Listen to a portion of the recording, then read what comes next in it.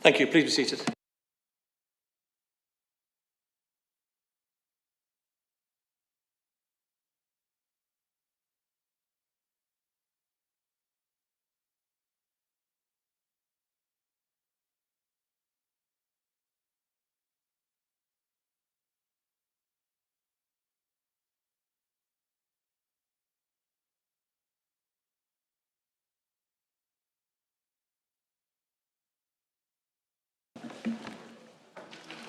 Good evening and welcome to the February meeting of Full Council. We have a very busy agenda this evening, which includes the setting of the Council's budget for the next financial year. So we'll move on without delay. Before we do so, I would like to acknowledge that the Islamic holy month of Ramadan is currently being observed. Sunset falls around the time of this meeting, and councillors who are fasting may therefore need to take a moment during proceedings to break their fast. So please feel free to do so. Of course you can.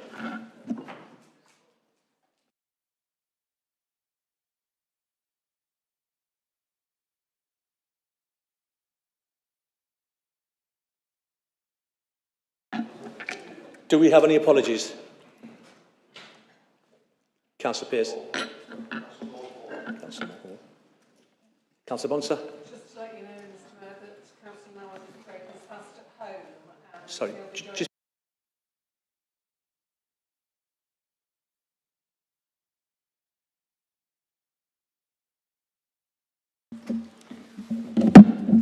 Sorry, Mr Mayor, my speaker's not working. Just to let you know that Councillor Nawaz will be joining us shortly. He's breaking his fast at home, so he'll be here in the next few minutes. Thank you.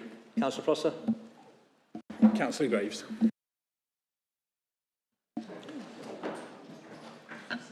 Item 2, any declarations? Sorry. Councillor Shelton. Sorry, Jodie Shelton.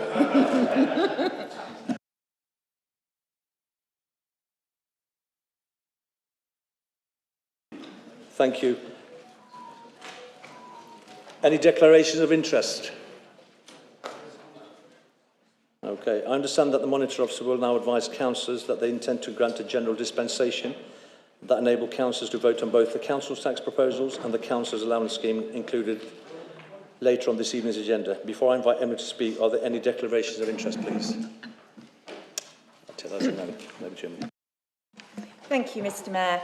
Councillors, as you are aware, at item 10 of the agenda, we have the report setting the council tax for 2026-27, and at item 12, the report setting out the details of the councillors' allowances and expenses scheme 2026-27. Given the content of these reports, I am granting a dispensation to all councillors for the duration of this meeting from the restrictions under section 31(4)(a) and (b) of the Localism Act 2011 to allow all councillors to participate in discussions and vote on these items on the agenda without the need to declare a specific interest. Thank you, Mr Mayor. Thank you, Emily. Item 3, minutes of the meeting of Council held on the 14th of January 26. We will now approve the minutes of the general meeting of the Council. Will somebody move them, please? Councillor Hasselgrave. Can I have a seconder? Councillor Dinser. Go to the vote. Show of hands, please. All those for? Any against? Thank you. Item 4, announcements from the Mayor. Before we begin, I would like to remind councillors of the procedures that apply to the setting of the Council's budget and council tax for the forthcoming financial year. In accordance with the Council procedure, Rule CP 46, I have discretion to vary the length of speeches as it is customary for this meeting. The budget minute will be moved by a member of the Council Cabinet who may speak without time limit under the normal rules of procedure. I intend to exercise discretion to allow the leaders or nominated spokesperson of each political group to respond for longer than the usual 5 minutes. However, given the volume and importance of business before us, I would encourage all contributions to be kept to no more than 10 minutes where possible. Following those initial responses, the standard rules of debate will apply and subsequent speeches will be limited to 5 minutes as normal. I am aware that at least one amendment has been submitted in advance of this meeting in order to ensure fairness and equality opportunity for all groups to have amendments. Considered, I propose to call one speaker from each group in order of size during the substantive debate. I will also permit any leader or spokesperson who spoke in the initial round to speak again, should they wish to move an amendment. Finally, I would like to remind members that the Council Procedures Rule CP 27B and as required by legislation, all votes relating to the setting of the Council's budget and council tax precepts must be recorded in the minutes. This includes votes on any amendments and on the substantive motion where required. I will ask the officer to conduct a recorded vote in the usual manner. Civil engagements. Since our last meeting, I've been pleased to attend a wide range of engagements. I was honoured to present awards at the Derbyshire South Network ceremony for St John's Ambulance, recognising the remarkable commitment of volunteers who give their time in service of others and play such an important role in supporting public safety across our city. I hosted a civic reception in recognition of Judge Sean Smith Casey as Derby's third honorary recorder as a resident judge at the Derby Crown Court. The event celebrated the long-standing and valued connection between the judiciary and the city, and it was a privilege to listen to his experiences from a fascinating career in criminal justice. In January, we came together to mark the Holocaust Memorial Day, joining communities nationwide in remembrance of the victims of genocide and reaffirming our collective responsibility to challenge hatred and intolerance where it arises. I extend my thanks to the Holocaust Memorial Day Working Group and the various community organisations who dedicate their time and efforts to marking this important occasion.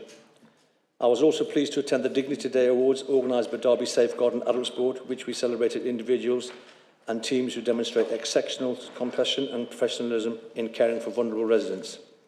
It was a particular privilege to formally open the refurbished King George Community Centre, a project which delivered through a partnership funding and strong local engagement. The centre will provide a valuable and welcoming space for community activity for many years to come. The Deputy Mayor kindly represented the city at the England Hockey Super Six finals at the Arena and the opening of Lydia House at the Royal School for the Deaf, Derby. The new residential accommodation marks an important investment in ensuring deaf learners are supported to thrive both educationally and socially, and I'm grateful to the Deputy Mayor for ensuring the city was as well represented on those occasions. Moving on to the Osnabrück anniversary. Last Tuesday marked a special date for the city of Derby, the 50th anniversary of the signing of our twinning relationship with Osnabrück. The date marks the start of 2 years of celebrations leading up to the 50th anniversary of Derby receiving city status in 1977. To commemorate this important occasion, I was delighted to participate alongside the leader of the council and local civic leaders in the exchange of messages of friendship with our counterparts in Germany.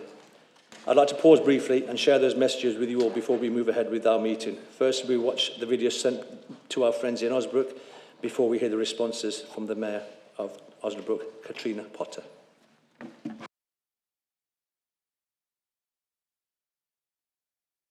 Und eure Partnerstadt Derby.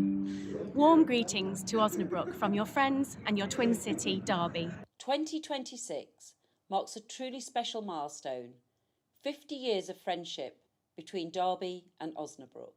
Since 1976, our two cities have built a remarkable partnership, one founded on friendship, mutual respect, and a shared commitment to international cooperation.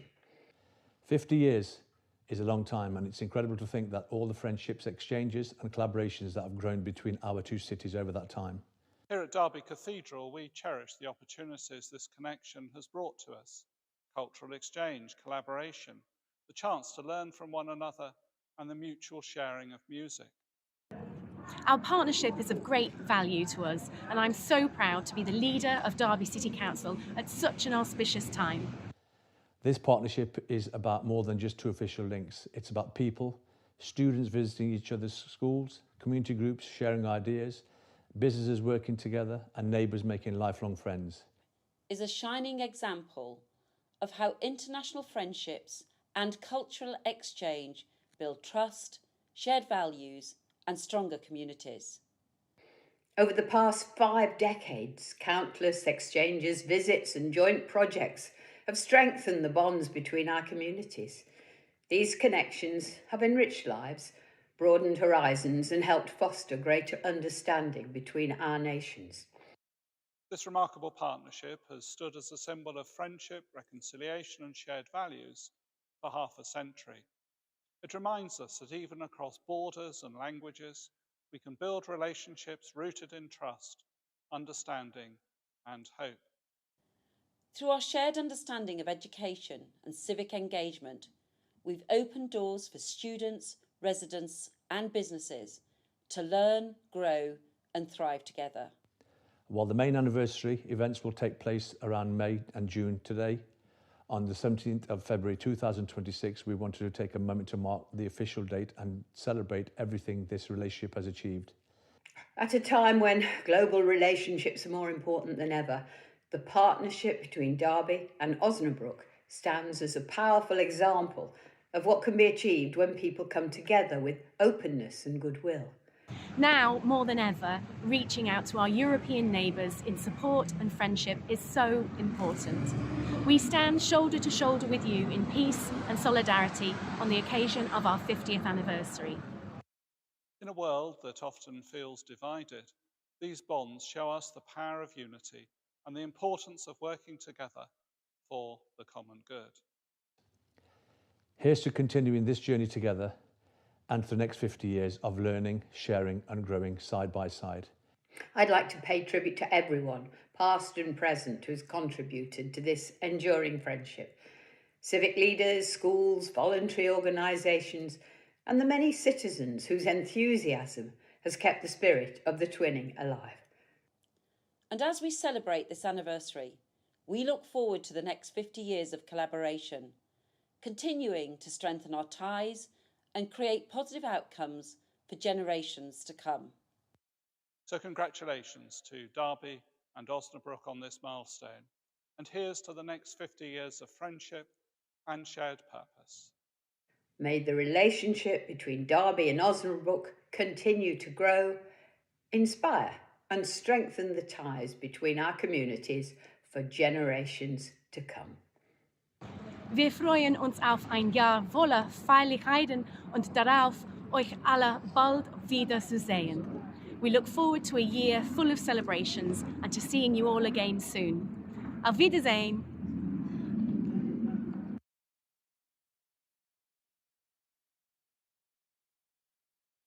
Sehr geehrter Bürgermeister, sehr geehrte Frau Ratsvorsitzende, liebe Bürgerinnen und Bürger von Derby, herzliche Grüße aus Osnabrück. Wir freuen uns sehr, heute ein ganz besonderes Jubiläum mit Ihnen zu feiern. 50 Jahre Städtepartnerschaft zwischen Derby und Osnabrück, ein halbes Jahrhundert Freundschaft, Austausch und gelebter europäischer Verbundenheit. Wenn wir auf diese 50 Jahre zurückblicken, dann sehen wir vor allem eins: viele Begegnungen zwischen Menschen. Besonders die zahlreichen Projekte mit Schülerinnen und Schülern sowie anderen jungen Menschen haben unsere Partnerschaft geprägt. Sie haben Brücken gebaut, Freundschaften entstehen lassen und Generationen miteinander verbunden. Auch auf wirtschaftlicher Ebene war unsere Zusammenarbeit erfolgreich. Mehrere Wirtschaftsdelegationsreisen haben gezeigt, wie wertvoll der Austausch zwischen unseren Städten ist. Nicht nur kulturell, sondern eben auch als Impuls für Innovation, Zusammenarbeit und gemeinsame Projekte. Ein weiterer wichtiger Baustein unserer Partnerschaft waren und sind die künstlerischen und musikalischen Begegnungen. Ob Konzerte, Ausstellungen oder auch gemeinsame Projekte. Kultur hat immer wieder gezeigt, wie gut Osnabrück und Derby miteinander harmonieren. All das macht unsere Städtepartnerschaft lebendig und genau so soll es weitergehen. Wir blicken mit großer Zuversicht in die Zukunft und möchten diese Partnerschaft auch in den kommenden Jahren aktiv, offen und intensiv weiterführen. Mit neuen Ideen, neuen Projekten und vor allem mit vielen persönlichen Begegnungen. Und noch ein schöner Gedanke zum Schluss. Der heutige Tag ist für uns nicht nur der Start unseres gemeinsamen Jubiläumsjahres, sondern für unsere Freundinnen und Freunde in Derby zugleich auch der Startschuss für das 50-50-Year. Denn neben unseren 50 Jahren Städtepartnerschaft steht im nächsten Jahr ein weiteres bedeutendes Jubiläum an. 50 Jahre Stadtrechte für Derby. Wir freuen uns sehr, auch dieses gemeinsam mit Ihnen zu feiern und wünschen schon jetzt ein spannendes, festliches Jubiläumsjahr mit vielen schönen Momenten. Auch dabei stehen wir natürlich gerne an Ihrer Seite und freuen uns auf weitere gemeinsame Begegnungen und Aktionen. Liebe Freundinnen und Freunde in Derby, vielen Dank für 50 Jahre Freundschaft, Vertrauen und Zusammenarbeit. Wir freuen uns auf alles, was noch vor uns liegt und darauf, diese besondere Verbindung gemeinsam weiterzuschreiben. Herzlichen Glückwunsch zum Jubiläum und die besten Grüße aus Osnabrück. Long life the town twinning between Derby and Osnabrück.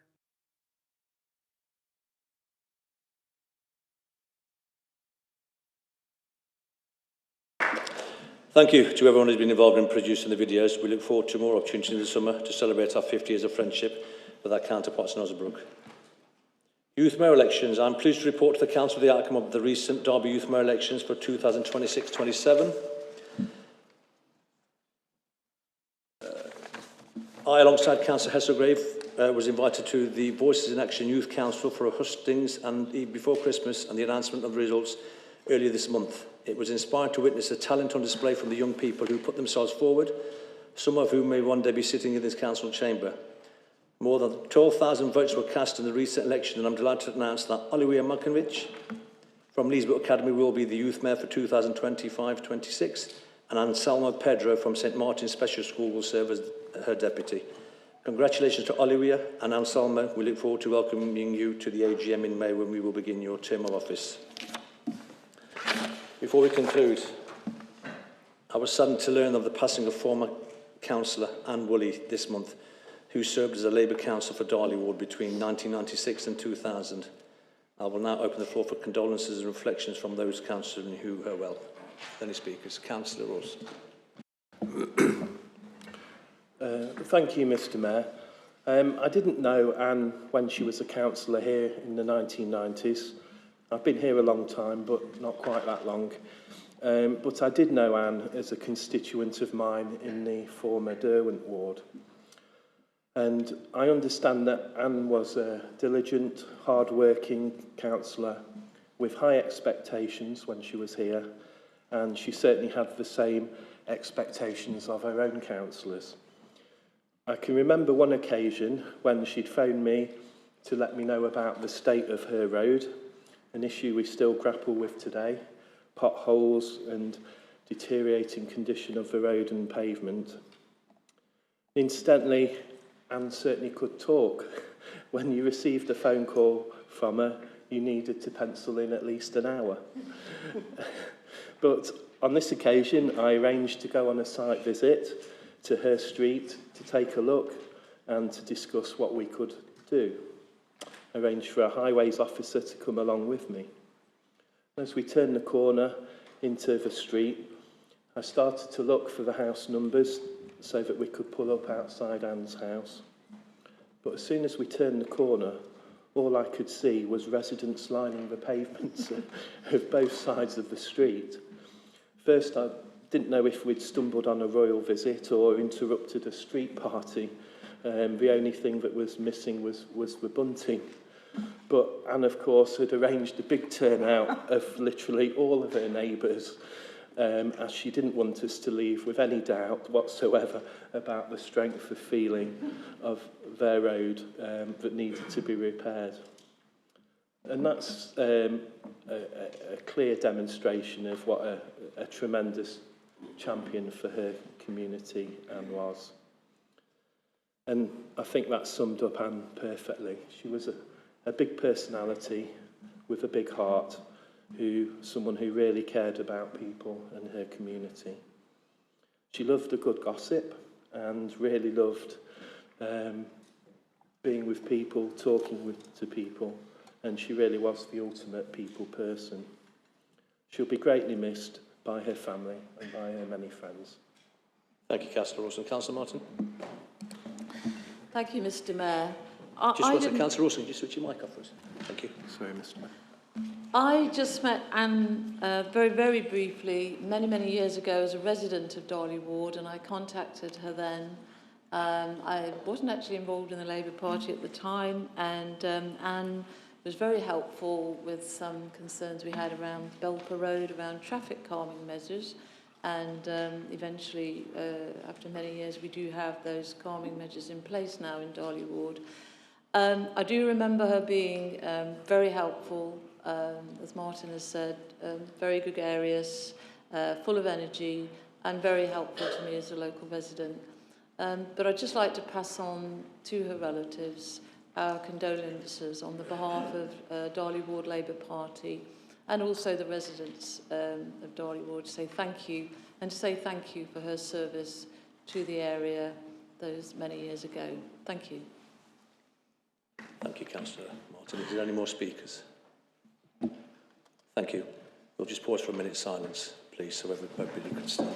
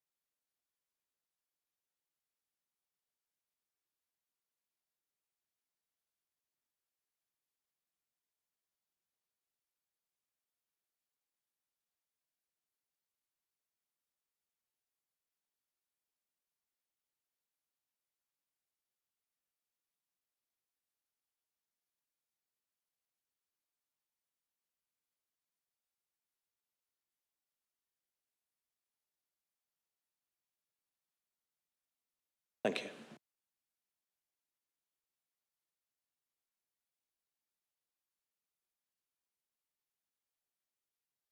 Item 5, statements of the members of the Council Cabinet. We now move to statements from members of the Council Cabinet. None have been received in advance of the meeting. On to item 6, questions from members of the public. Next, we will hear responses to public questions directed to Cabinet members and committee chairs. 5 have been received prior to the deadline. Please, when asking your questions, please ensure your microphone is switched on and that you have speak clearly. Please remember that any supplementary questions must relate directly to the written reply you have been given, which is just concise. Question number 1, from Brendan Connolly to Councillor Kozlowski. Mr. Connolly. There we go. Councillors, according to the Council's constitution, you have the power to remove the support of the Deputy Mayor, and the committee can pass a motion of no confidence in their chair. Councillor Ingle is the chair of Regeneration, Vibrancy and Climate Change, getting 10k a year for such. So why are councillors in this chamber not removing who's been banned from Sainsbury's for shoplifting? Councillor Kozlowski. Sorry, thank you for your supplementary question, Mr. Connolly. My understanding and advice is there is no lawful basis for the council to investigate the private conduct of elected councillors. The Code of Conduct applies when elected members are acting in that capacity as an elected member. However, similar to what I said last time you joined us, each group should hold their members to account. I'm sure my group would. And beyond that, as I've said before, we're held account by each other and by the residents of Derby at the ballot box. Thank you. Thank you, Councillor Kozlowski. Second question is from Nikki Smith to Councillor Prosser.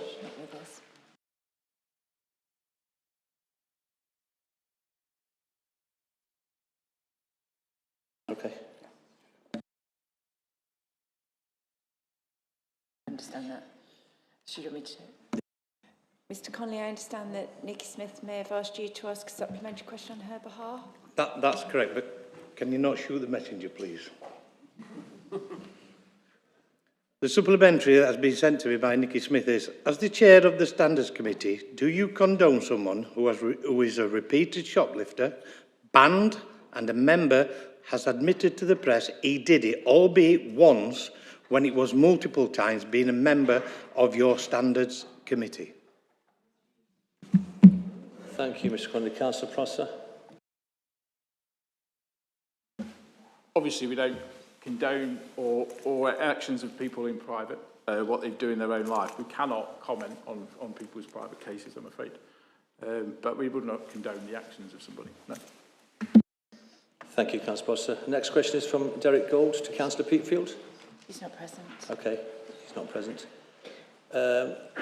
Mr. Barry Loban to Councillor Kozlowski. Mr. Loban, is he here?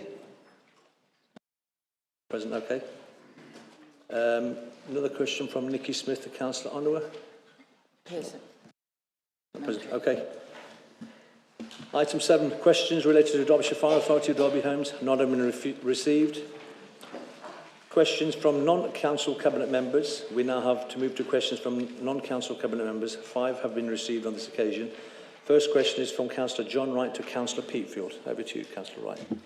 No supplementaries, Mr. Mayor, thank you. Thank you. Next question is Councillor Patterson to Councillor Swan. Thank you, Mr. Mayor. The news that Mickleover's 2 pedestrian crossings outside 2 of our primary schools have been delayed once again is extremely disappointing and frustrating, not only for ourselves as councillors, but for the residents of Mickleover. We've been waiting for these crossings for years. In 2025, we were told they would definitely be in place between January and March of this year. A few weeks ago, we were told it would be in Easter school holidays. And now the latest update can't even give us an exact date. So can I ask the Cabinet member if she will commit to ensuring the crossings are installed by the end of the summer? Thank you. Thank you, Councillor Patterson. Councillor Swan. I can't commit to that, but what I can tell you is that this frustration is across our wards, and it's one of the reasons why the inefficient process of annual priorities was changed in 2025 to develop ward plans with more predictable schedule of works. I know that you've been in touch with officers about this, so I hope that you're being given some additional clarity in relation to the Mickleover crossings. If you haven't been given the clarity in your ward plans, then I'm happy to have a further conversation. Thank you, Councillor Swan. Next question is from Councillor Wright to Councillor Hesselgrave. Only to thank Councillor Hesselgrave for his comprehensive answer. Thank you. A pleasure, Councillor Wright. Thank you. Next question is again from Councillor Wright to Councillor Swan. No further questions, thank you. Third question, again from Councillor Wright to Councillor Chambers. Yeah.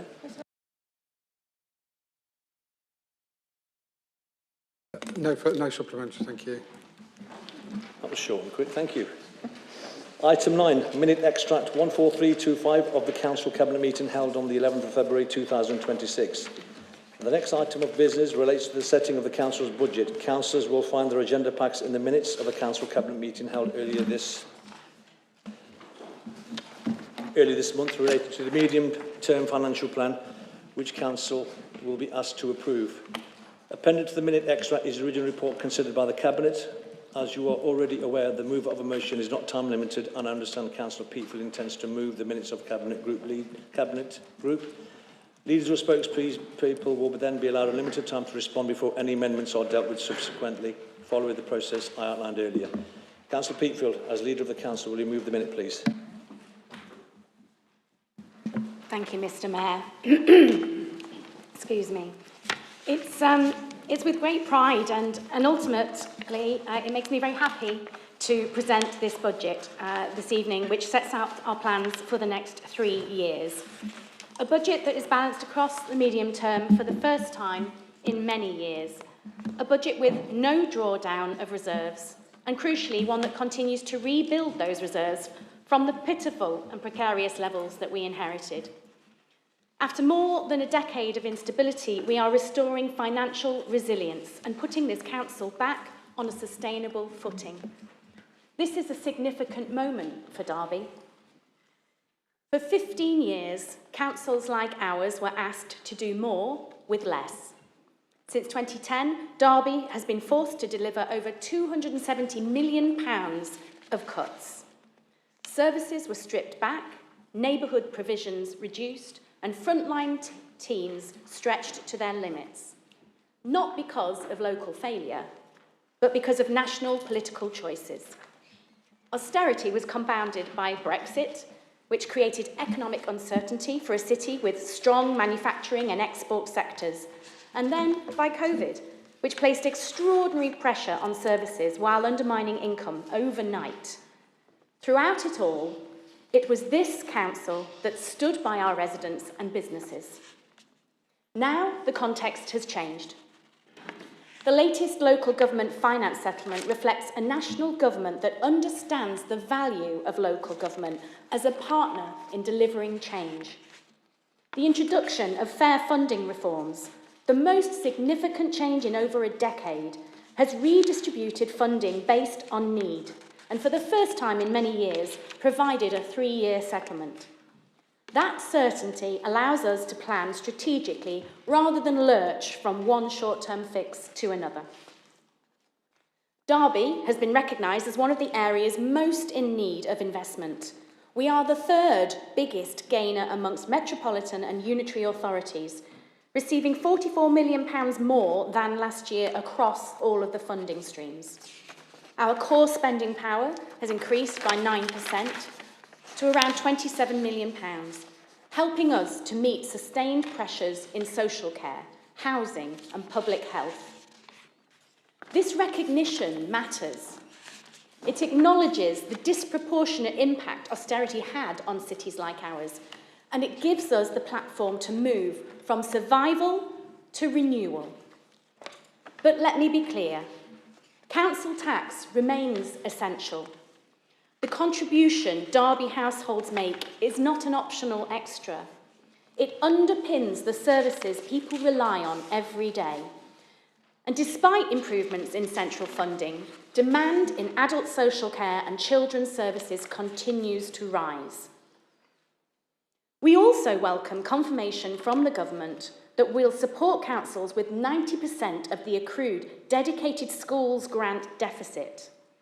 For Derby, that removes a burden of over £20 million, and it's a significant step in restoring long-term stability. The result of all of this is transformative. Over the medium term, we're proposing £114 million of revenue investment and £440 million of capital investment. For the first time in my experience as a councillor, this is not a budget of cuts. It's a budget of renewal. Renewal in our neighbourhoods, with £5.8 million invested in LED street lighting to make streets brighter and safer while cutting energy costs and carbon emissions. Renewal in our parks and open spaces, enhancing the green spaces, the playgrounds and the community areas that support well-being and pride. Renewal in our city through regeneration and investment in key landmarks to support jobs, growth and vibrancy. And renewal in everyday services that matter the most. More public protection officers, more antisocial behaviour patrols, more CCTV, more cleaning, more weeding, more flowers, more planting, more leaf clearance, more bins off streets, more Saturday library openings, more compactor days, and yes, more grit when winter comes. More of a difference on your doorstep. These are visible, practical improvements. They enhance safety, strengthen communities, and demonstrate that we are moving decisively from a decade of decline into a period of rebuilding. Importantly, this progress is not built on funding alone. We continue to modernise how we deliver services. Through technology and innovation, including the adoption of AI, we've already delivered £12 million of efficiencies and propose a further £8 million over the medium term. The difference is this: there are no planned redundancies. Thank you. After years in which our workforce bore the brunt of cuts, we are now protecting jobs, investing in staff development and expanding apprenticeships, nurturing local talent and ensuring this council is equipped for the future. We are also rebuilding our reserves, reducing reliance on borrowing and ensuring our revenue budget supports our capital ambitions. That is responsible leadership. It protects us from future shocks and prepares us prudently for future unitary arrangements. We know challenge remains. Recovery from 15 years of austerity, compounded by Brexit and COVID, cannot be completed in a single budget. But this is the turning point. In 2023, we set out 5 themes in our manifesto. Putting people first, a city centre for all, protecting our planet, responsible leadership, and delivering your services.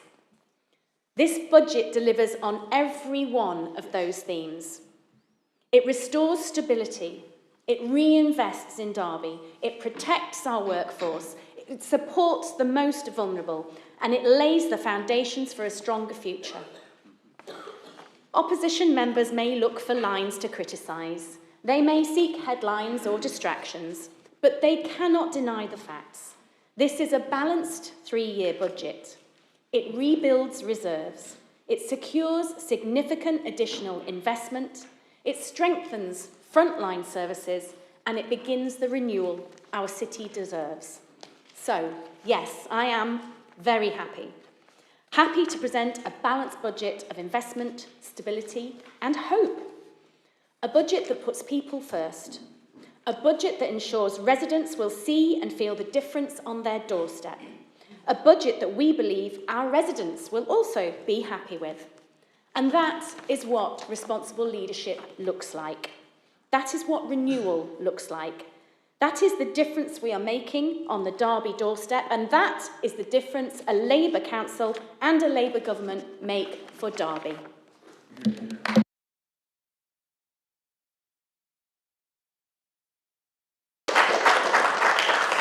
Thank you, Councillor Peatfield. I'm going to go to respective groups now, so I'll start off with Councillor Hassel or Councillor Smells. Thank you, Mr. Mayor. I'll be doing the response on behalf. Oh, yeah. Sorry. Can I have a seconder, please? Okay, over to you. Sorry about that, Councillor. Thank you.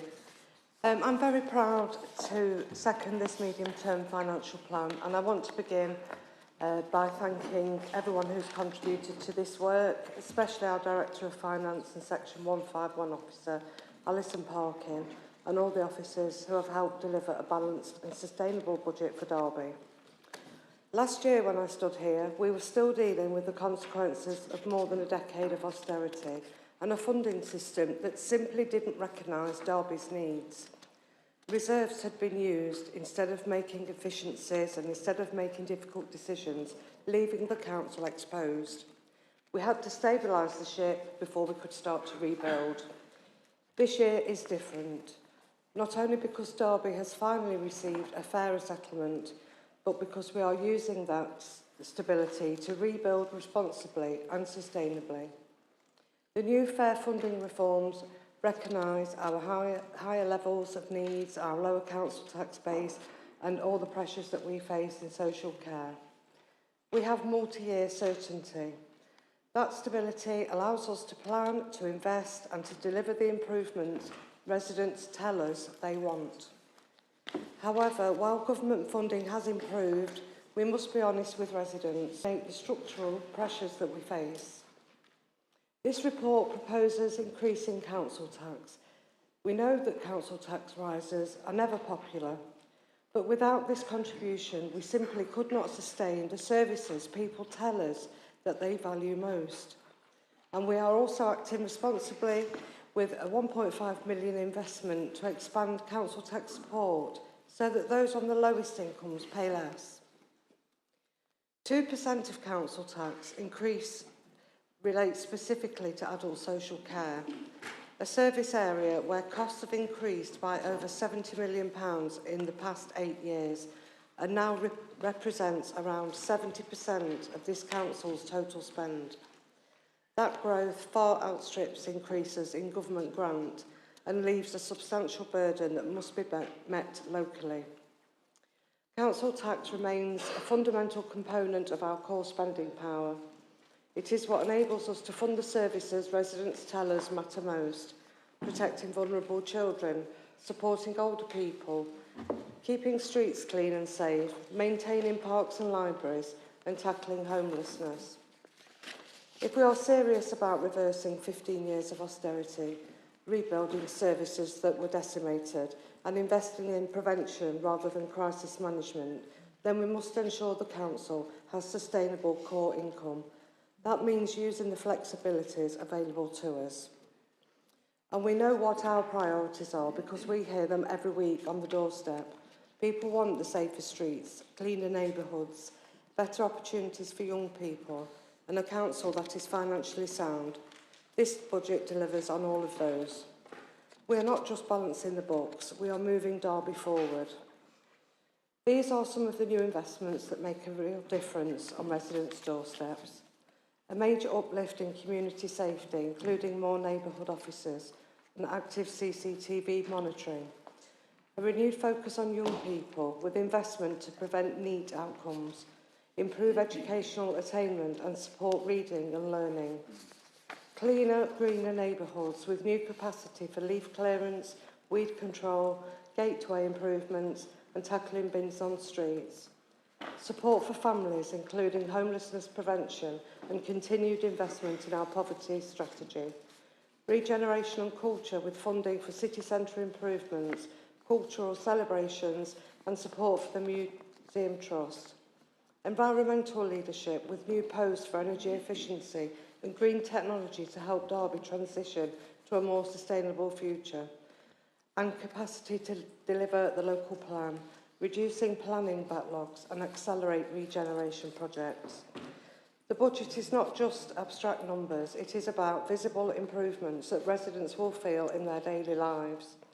And crucially, we have delivered a balanced budget across all 3 years without cutting frontline services and without redundancies.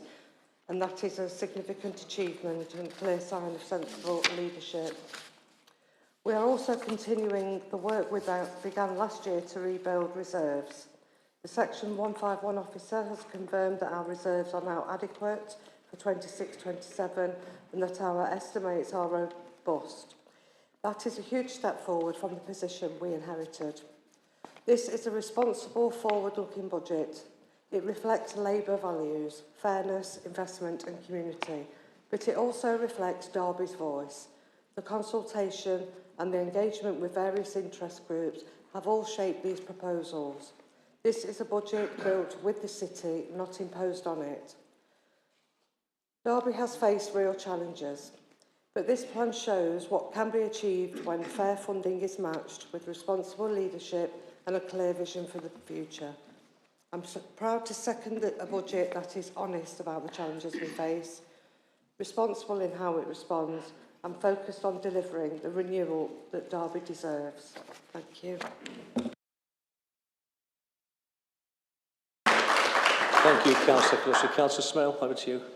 Thank you, Mr Mayor. First of all, I'd like to pay thanks to Alison Parkin, who has met with the Conservative group on numerous occasions the last month, and I want to thank her for that. It has been very helpful in being able to detail our response.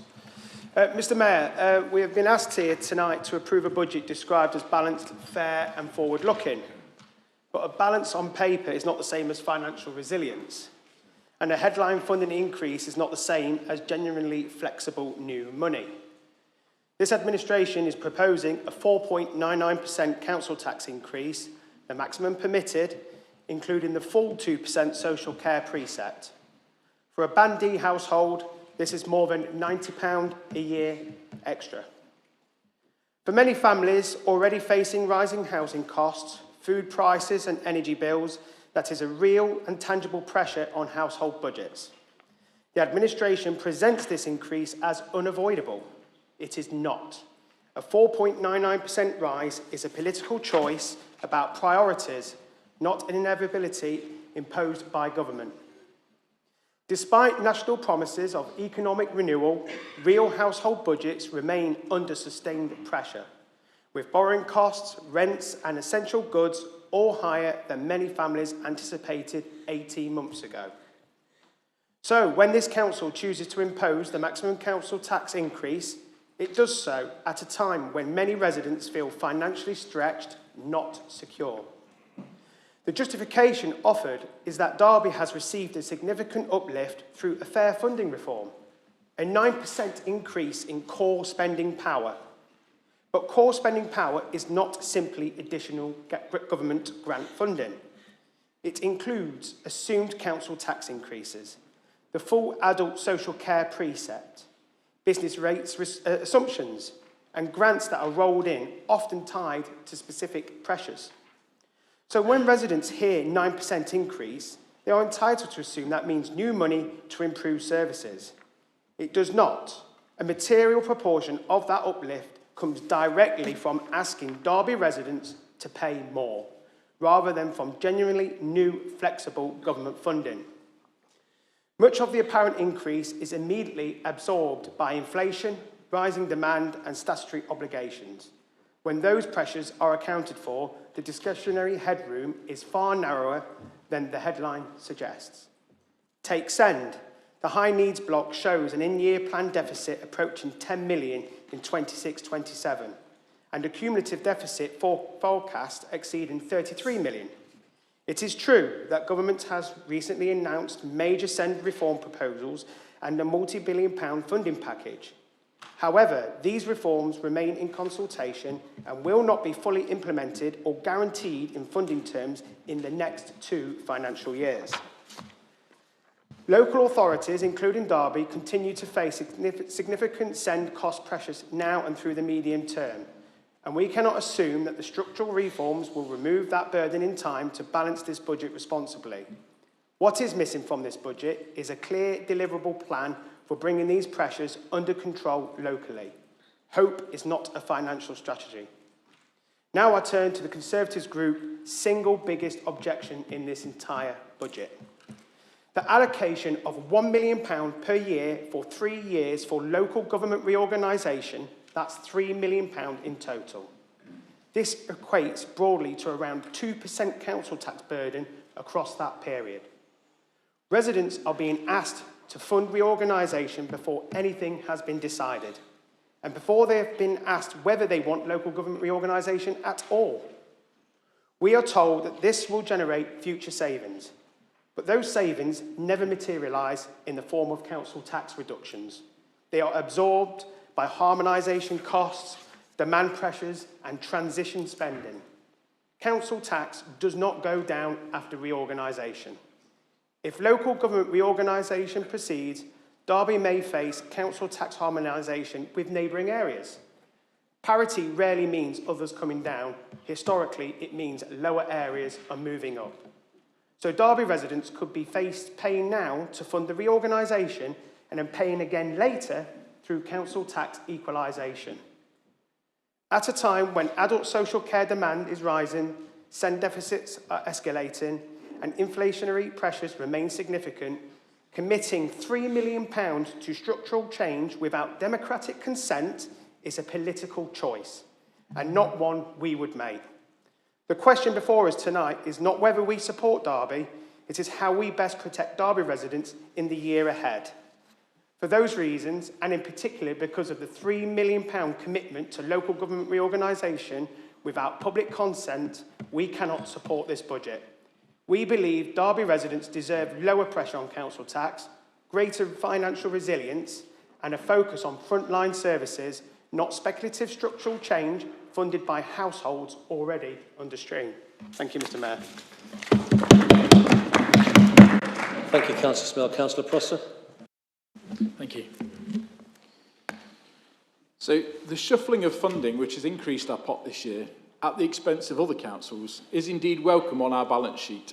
It is, however, by no means an answer to the pressures experienced in local government funding. This year, we've seen further increases in unemployment, housing problems and extreme poverty across this city, while important infrastructure like our road network continues to crumble around us. All of this I've waxed lyrical about in previous speeches, so I'm not going to bore you now. But these are not issues born from global conflict, as described in paragraph 5.22, or even COVID as mentioned earlier, but instead these issues stem directly from government policy and are not resolvable purely at the local level, where I believe Derby performs reasonably well. I note the minor improvements in this budget, but when I received my first pay rise, the highest in the company, I was reminded by my manager that 10% of nothing is still nothing, and these improvements do not go far enough. We must do all we can to alleviate poverty, support our residents and minimise the burden of state wherever possible.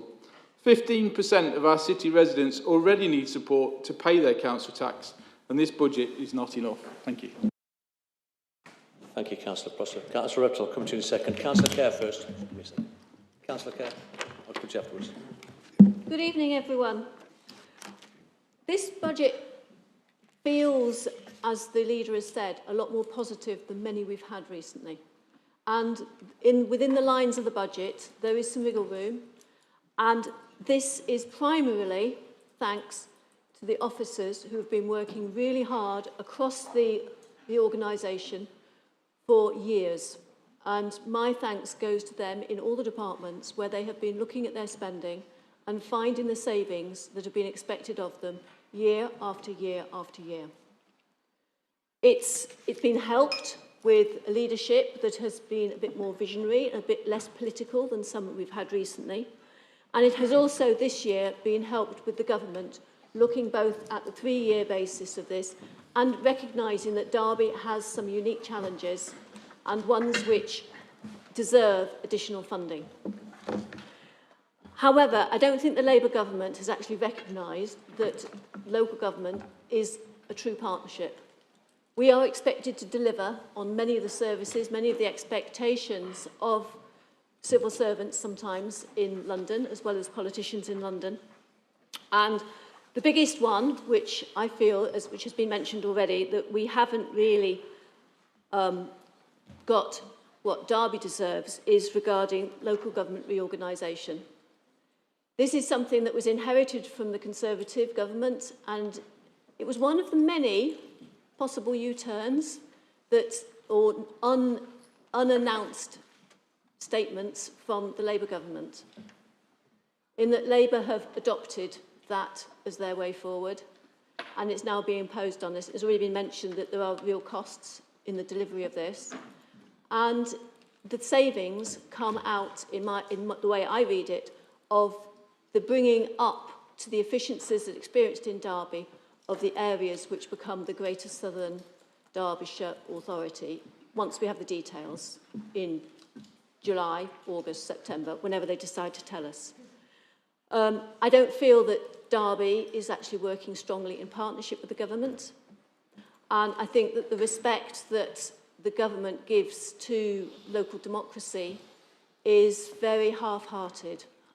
We have had powers taken from us, particularly in transport, to a lesser democracy in the regional mayor. And I think this is a sadness to the people of Derby. What I would like to happen in terms of the democratic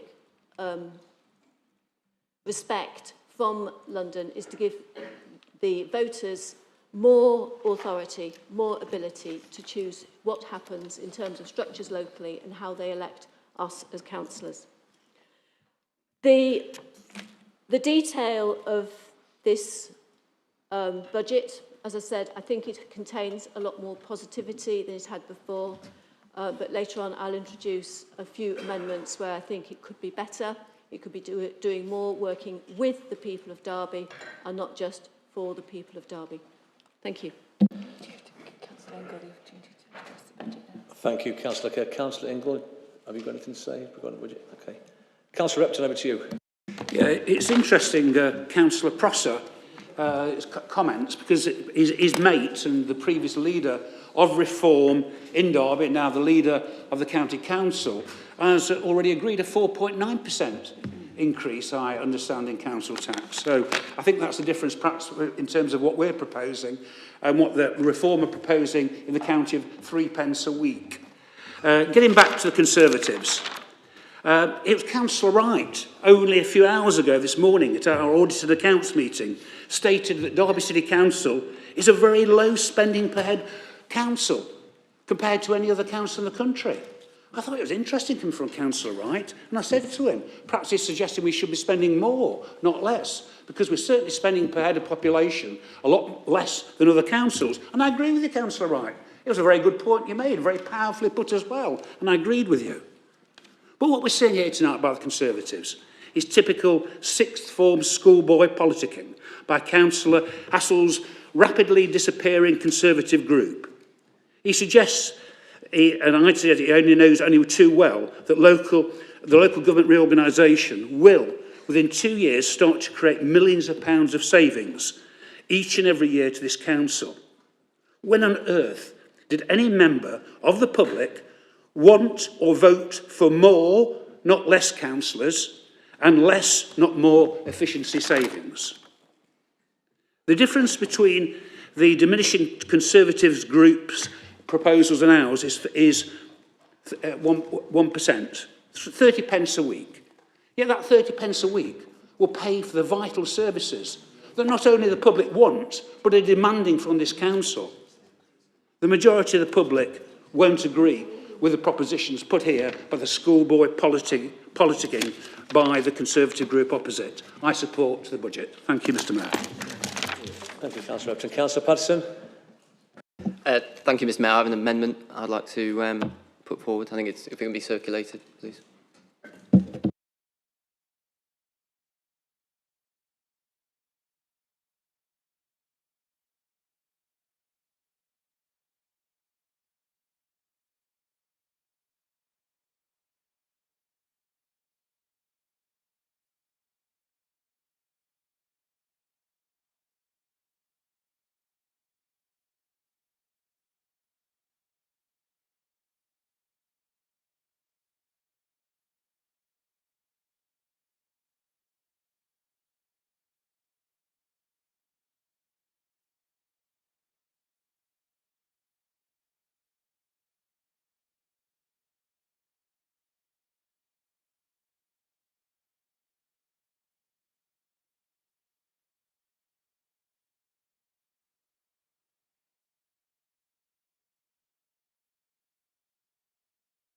Councillor Patterson. Do you have a seconder for the amendment?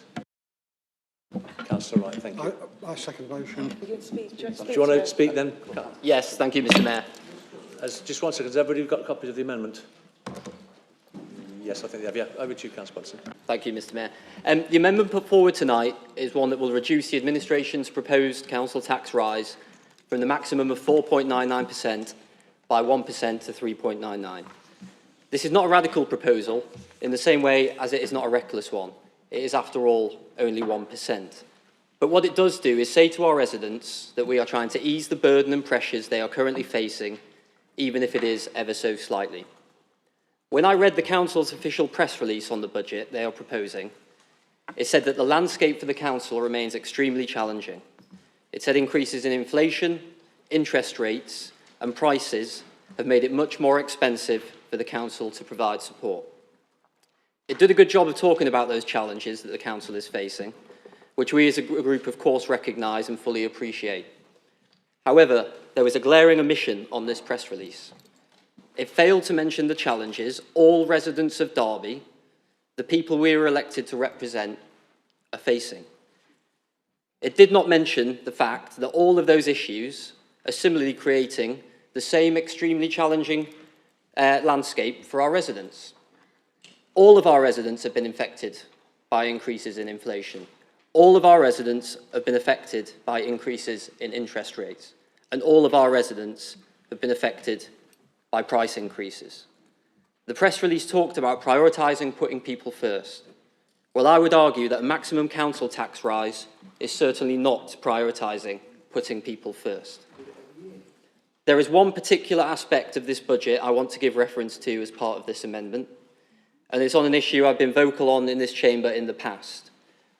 As already been mentioned, this budget includes £1 million a year of spending for the next 3 years to fund the local government reorganisation process. Let us be clear, this £3 million does not fund new frontline services, it does not repair our roads, it does not improve our community safety. This is £3 million to fund administrative changes, consultancy work and bureaucracy that is being forced upon us by central government.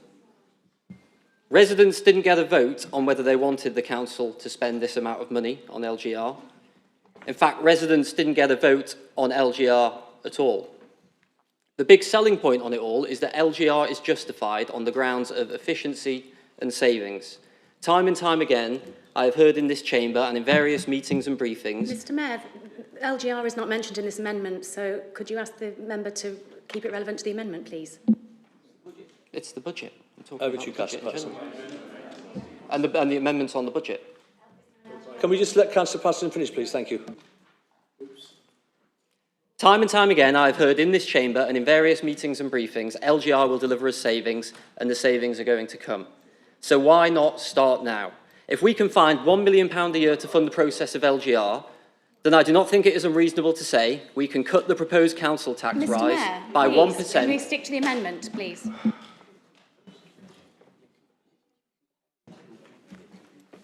I've took advice. It's okay. Karen, Councillor Patterson. Thank you, Mr. Mayor. If we can find £1 million a year to fund the process of LGR, then I do not think it is unreasonable to say we can cut the proposed council tax rise by 1% to give something back to our residents. If we cannot even afford a 1% reduction when spending £1 million annually on LGR restructuring, then serious questions should be asked about whether the reorganisation will truly save any money. So, Mr. Mayor, I move this amendment tonight, acknowledging that many residents will understandably say, well, it's only 1%. And they're right in the grand scheme of things, it is not a lot. But for me and our group, it is about the principle.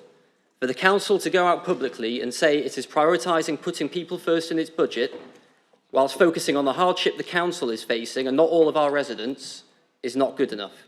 It cannot keep celebrating all the money LGR is going to save us all, whilst ploughing millions of pounds into the project and continuing to propose the maximum council tax hike.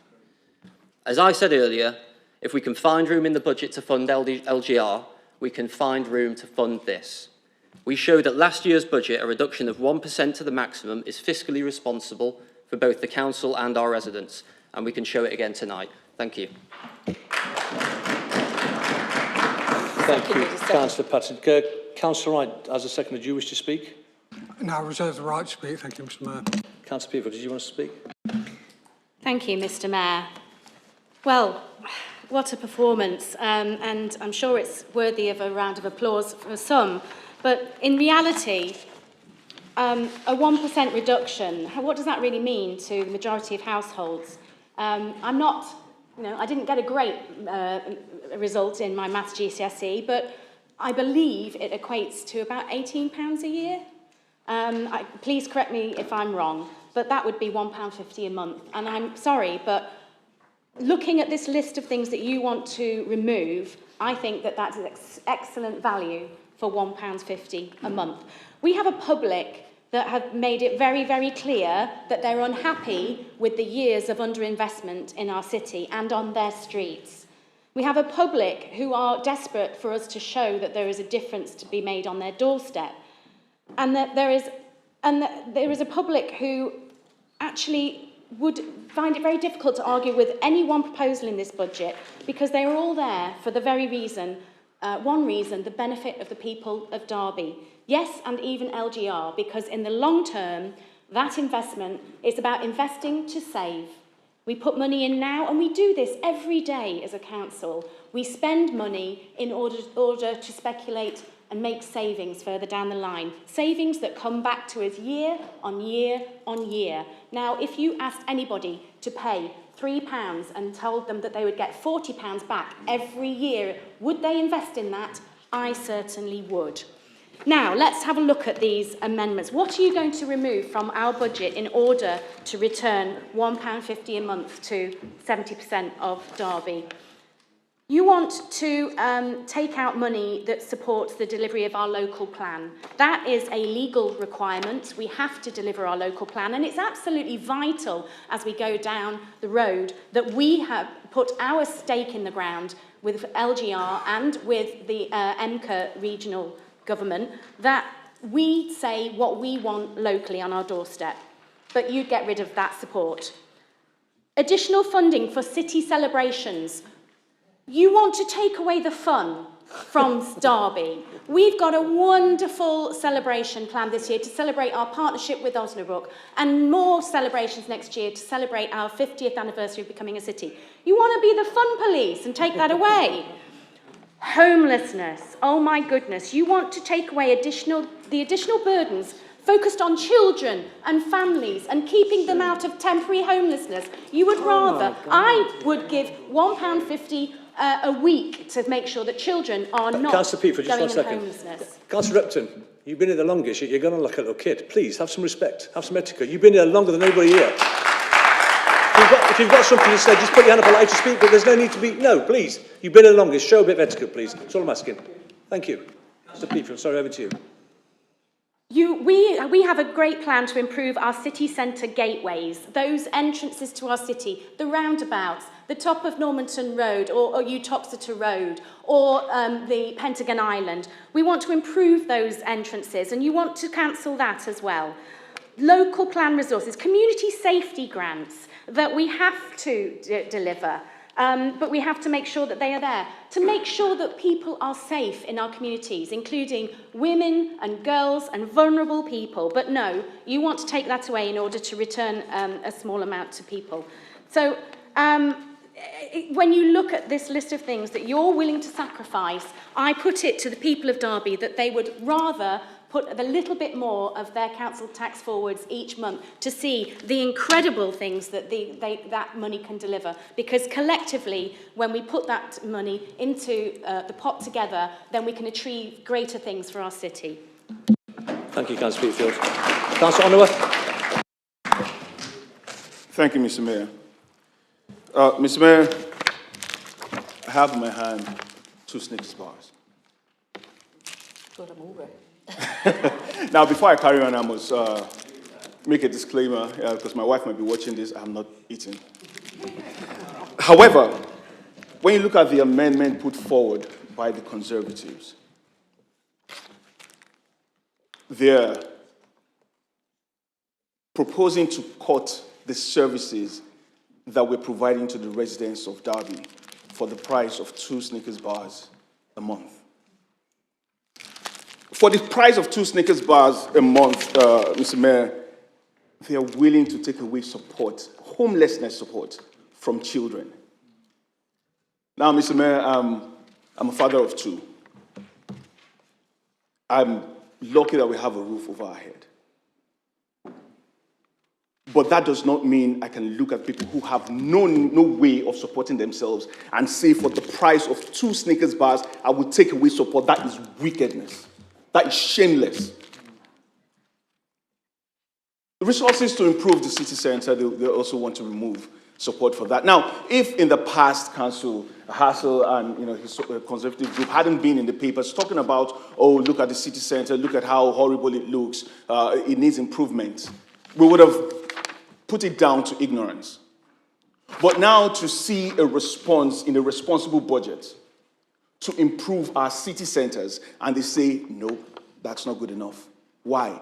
Because it's all about the headlines. But for the price of 2 Snickers bars, we are going to let down this city, to take away support from children. That's a shame. Thank you, Councillor. Councillor Chambers. I'm absolutely gobsmacked. Hypocrites, that's what you are.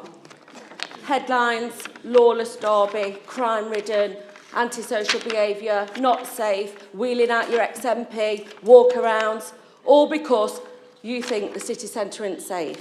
And yet, one of your choices is to remove £250,000 from ASB patrols and prevent. What does that say to the community safety teams of this council and the police that have been working really hard to turn around the city centre and the challenges that we face? What does that say? That doesn't give you a headline though, does it? You're hypocrites. You are all hypocrites. Thank you, Councillor Chambers. Councillor Dinser. Councillor Dinser. For the sake of 30 pence a week, that's what the difference is going to be for a Bandy property household. The Conservatives are proposing reducing health of vulnerable children, community safety, as my colleague Councillor Chambers mentioned, preventing community groups out there who rely on the grants, which are not funded anywhere else but in this budget, to reduce those by the large amount, that's £250,000, means there are many organisations out there who will not be able to deliver exactly what we in this chamber and Conservative councillors have been shouting about for many, many months, although they forgot that they never investigated it when they were in power. This is, as Councillor Patterson said, I don't think you call it symbolic. It's just a message to say we do care for the people of Derby by reducing the council tax deed property by £30 a week. It's symbolic. It's not real. It's not substantial. And the fact that they have overlooked that in this year we have set up a council tax support scheme. £1.5 million invested in order for those people who will suffer and be most affected by council tax rises and council tax to be supported. And by the way, they're not just people who are unemployed, there will be people who are working, but they cannot still afford to pay their council tax. Those people will be helped by the initiative taken by this administration, responding directly to the concerns which are being symbolically presented here by the Conservatives, has the reason that they need to show that we care about the people of Derby and will reduce it by our council tax by 1%, 30 pence per week reduction. That is symbolic. And what will that mean?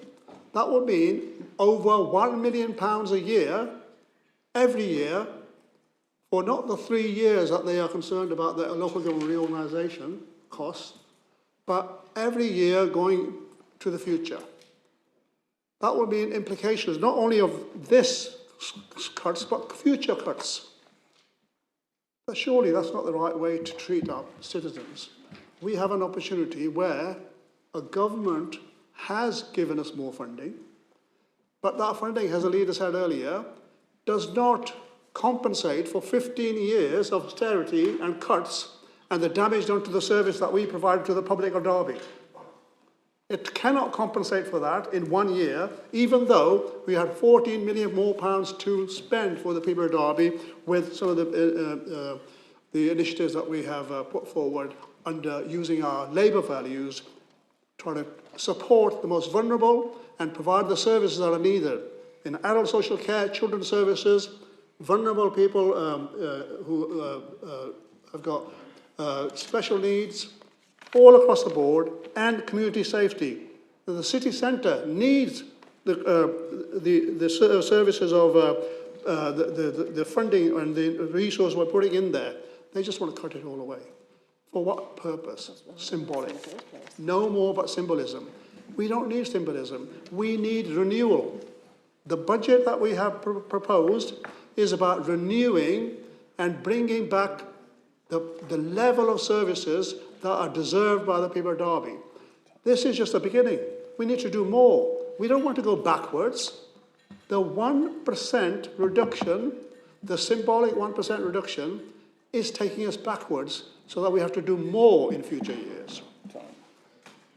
And local government reorganisation is going to happen, whichever way you look at it. Whether you say we're not going to put in, the budget is not, we don't agree with it.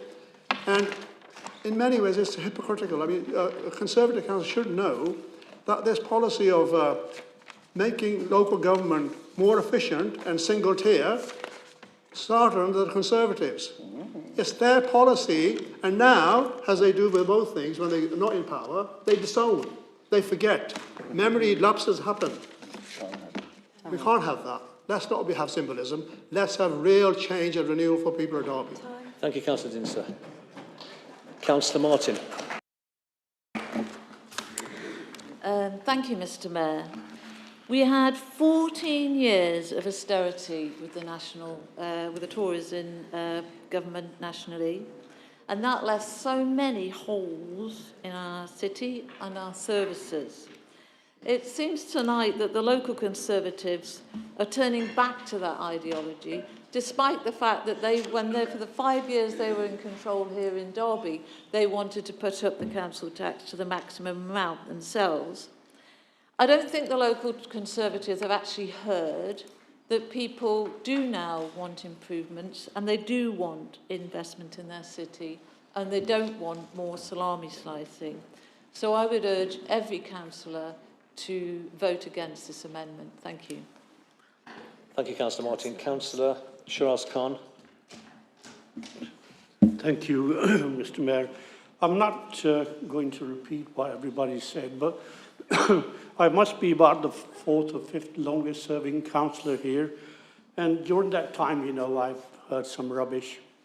But I tell you, right, that this current Conservative group, honestly, is setting new precedents, right? Councillor Patterson says he recognises that 30 pence a week is nothing, but he doesn't want to support this budget out of principle. Well, I'd like to know what principles he has. Is it that he doesn't want to see the Derby City appear better?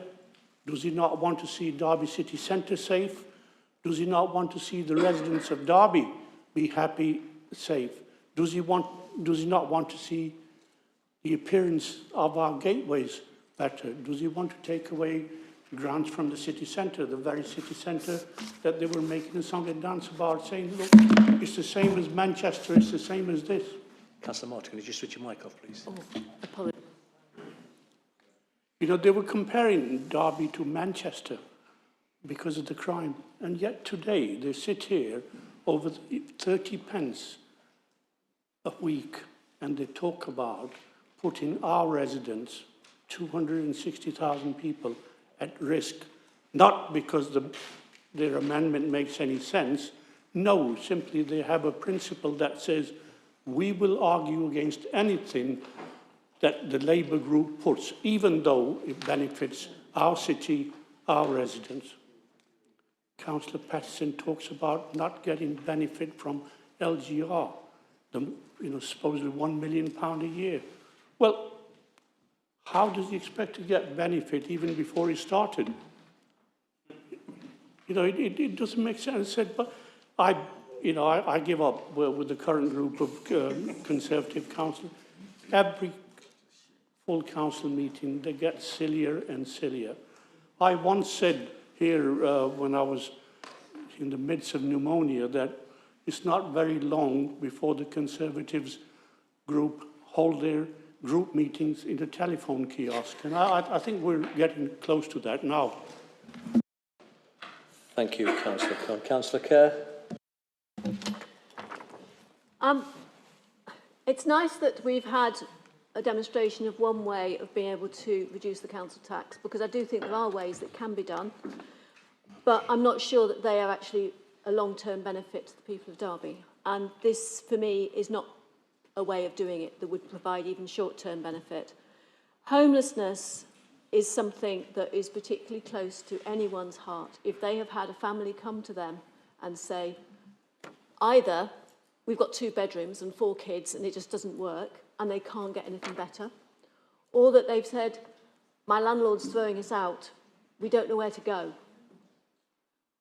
I'm also one of the representatives from here onto the Derby Homes Board, and there we get the reports of the numbers of people in Derby who are either completely homeless, sofa surfing, in bed and breakfast, and there are now more than 8,000, approaching 9,000 people, households, who are in need of better housing.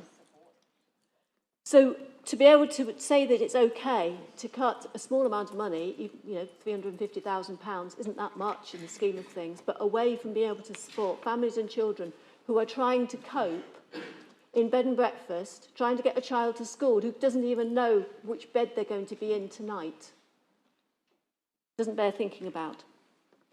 And the last item on this list, which is a much larger sum of money, of being £750,000, is one-off capital feasibility budget. Current budget is depleted. Now, that sounds like one of those things that just other people deal with. But if you're going to do capital work, you need to know what your business plan is going to be. You need to know how you're going to be putting something together to be a scheme for the future. And one of the ways in which Derby has managed to reduce the really big challenge of homelessness, and it isn't bigger than it is because we put together a capital plan that enables us to have more temporary housing. If you take away the revenue part of putting together a capital plan, we don't have the mechanism to solve some of the bigger problems. It's a bit of a accountant's sleight of hand, but it's the way local government finance has to work. We have to have a budget to be able to plan the big schemes that will make a difference to people's lives. So yes, I'm sure there are ways of doing this, but this is not it. I'm sorry. Thank you, Councillor Kerr. Councillor Ashby.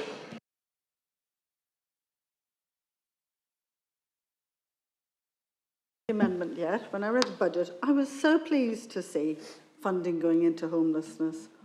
I was also really pleased to see the funding going to resource improvements to the city centre gateway and improvements to the city centre, and actually creating a fund for city celebrations.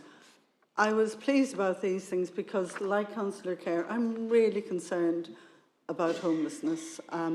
I too, in my years in healthcare as well as in my time as a councillor, have come across families who, through no fault of their own, are in that horrendous, vulnerable position of homelessness. And to take money away from that just beggars belief for me.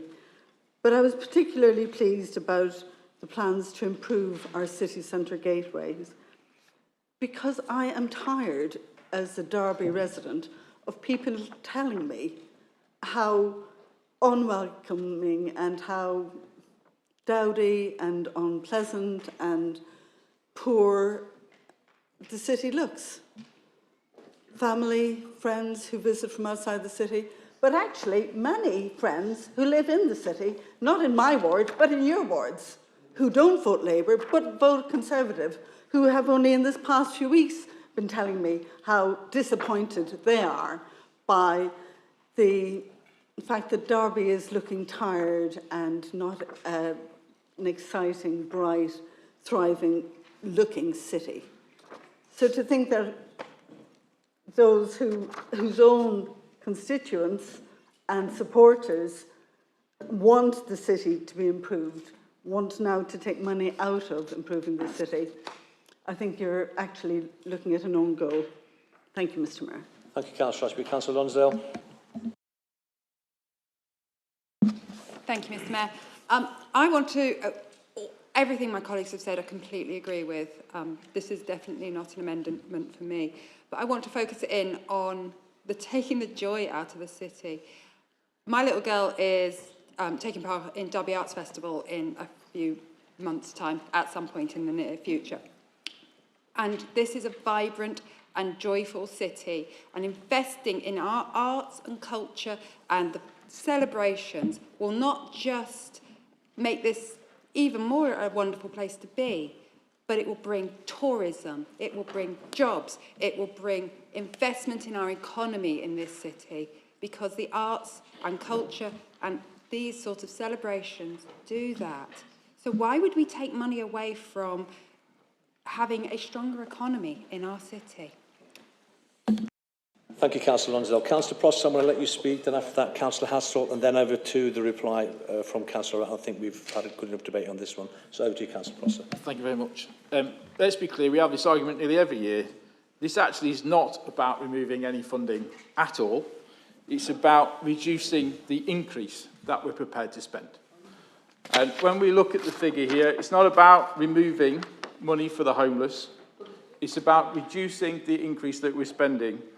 So it's not removing £350,000. It's actually removing £70,000 from the increase, which will still remain at £280,000. It's quite important to get that distinction. We're not removing anything, I haven't been involved in this. They are not removing any spending. They are simply reducing the increase. That's where we're coming from. It's how it's written. It's how it's written. So, let him speak, please. Please let him speak. We have the argument every year. Okay. Now, when I was young, right, everyone could afford a Snickers bar. All right. But it was 3 times bigger than it is now.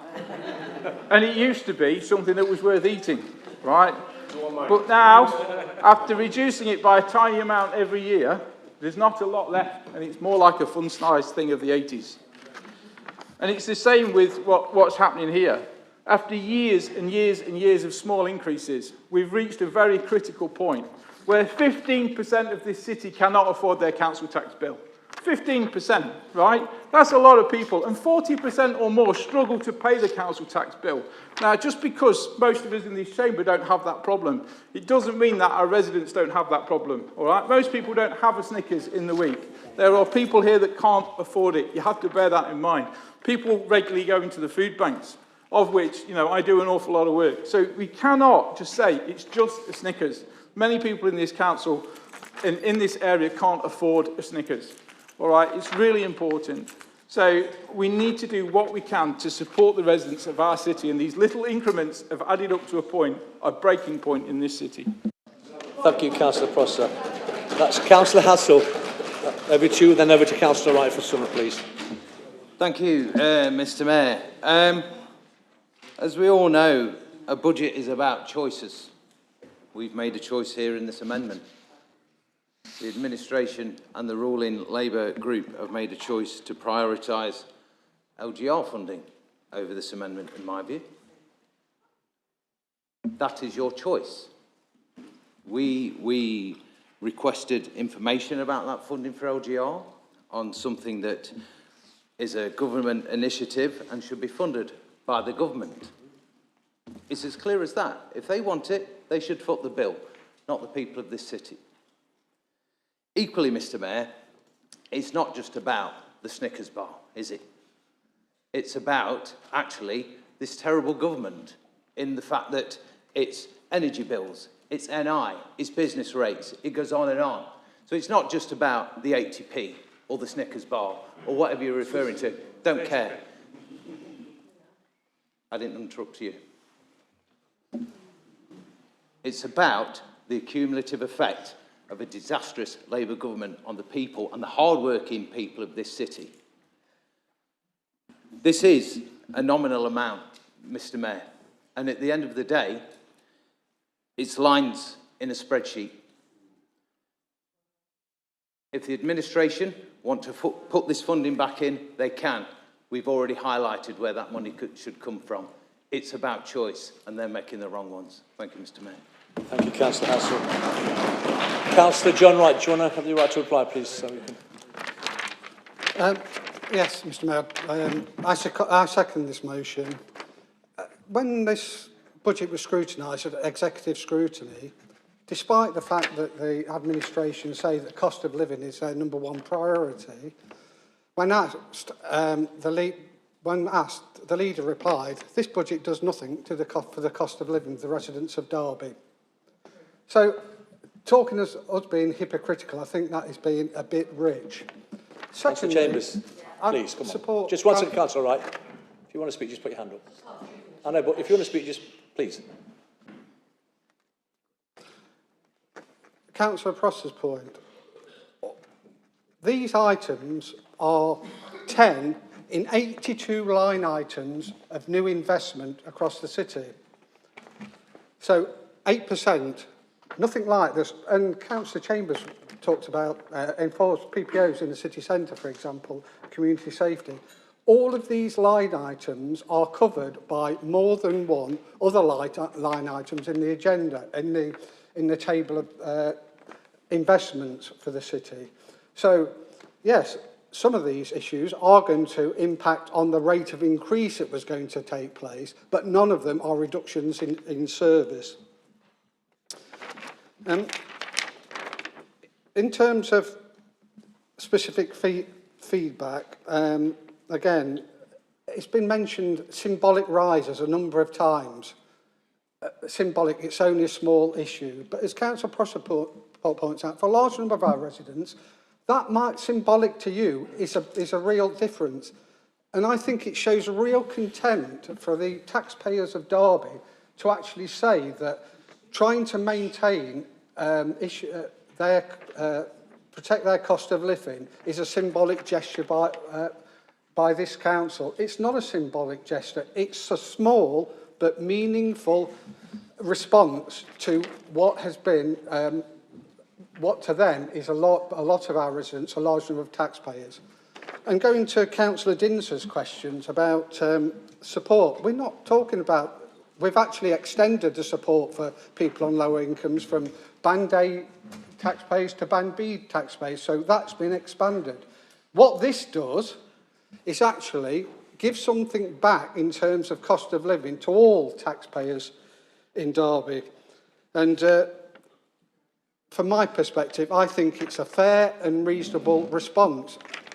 I do recognise that not all of the council departments are going to get everything they were looking for, but when you consider the amount of increase in this budget across a broad number of services, I don't think that's unfair. You know, this is really, in reality, I've heard it talked about one for growth. It's a tax and spend budget. That's what it really is. So I would ask you to, taking Councillor Kerr's point, these are small changes to their overall budget, and the message it sends, we're actually thinking about the cost of living to our local residents. So I commend it to you. Thank you. Thank you, Councillor Wright.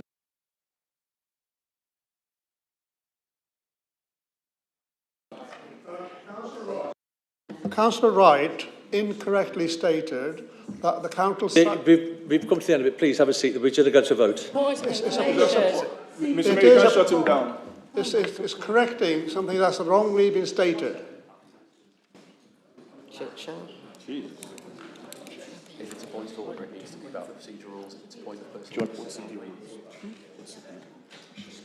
Councillor Dinsey, you can make a point of personal explanation, but it must be a point of personal explanation or a point of order, and that must be about the operation of the committee procedure rules, and you have to indicate which of those committee procedure rules has not been followed. And you should keep it brief. Thank you, Mr. Mayor. Point of personal explanation. Councillor Wright referred to what I said in my contribution about council tax support. And he indicated that all we did was expand council tax support to bands D to A. That is correct, but that's not the only thing that was done.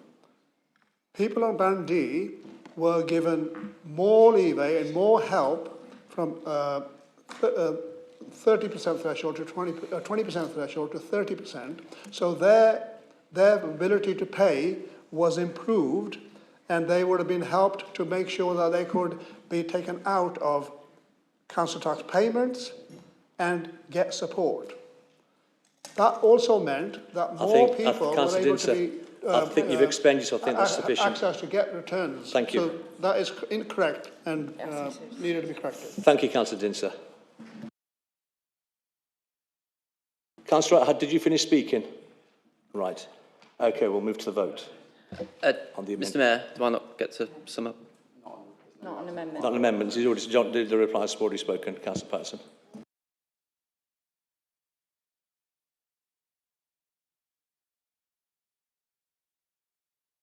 Councillor Repton, I said earlier that I wasn't going to deviate from the last speaker, so we're going to stick to that. I'm just going to move to the vote, please. I think we've all had a good debate on this and everybody's spoken.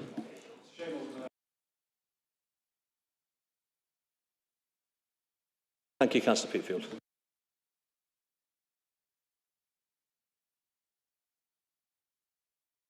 So recorded vote. Over to you, Alex. Thank you, Mr. Mayor. Please bear with me one moment.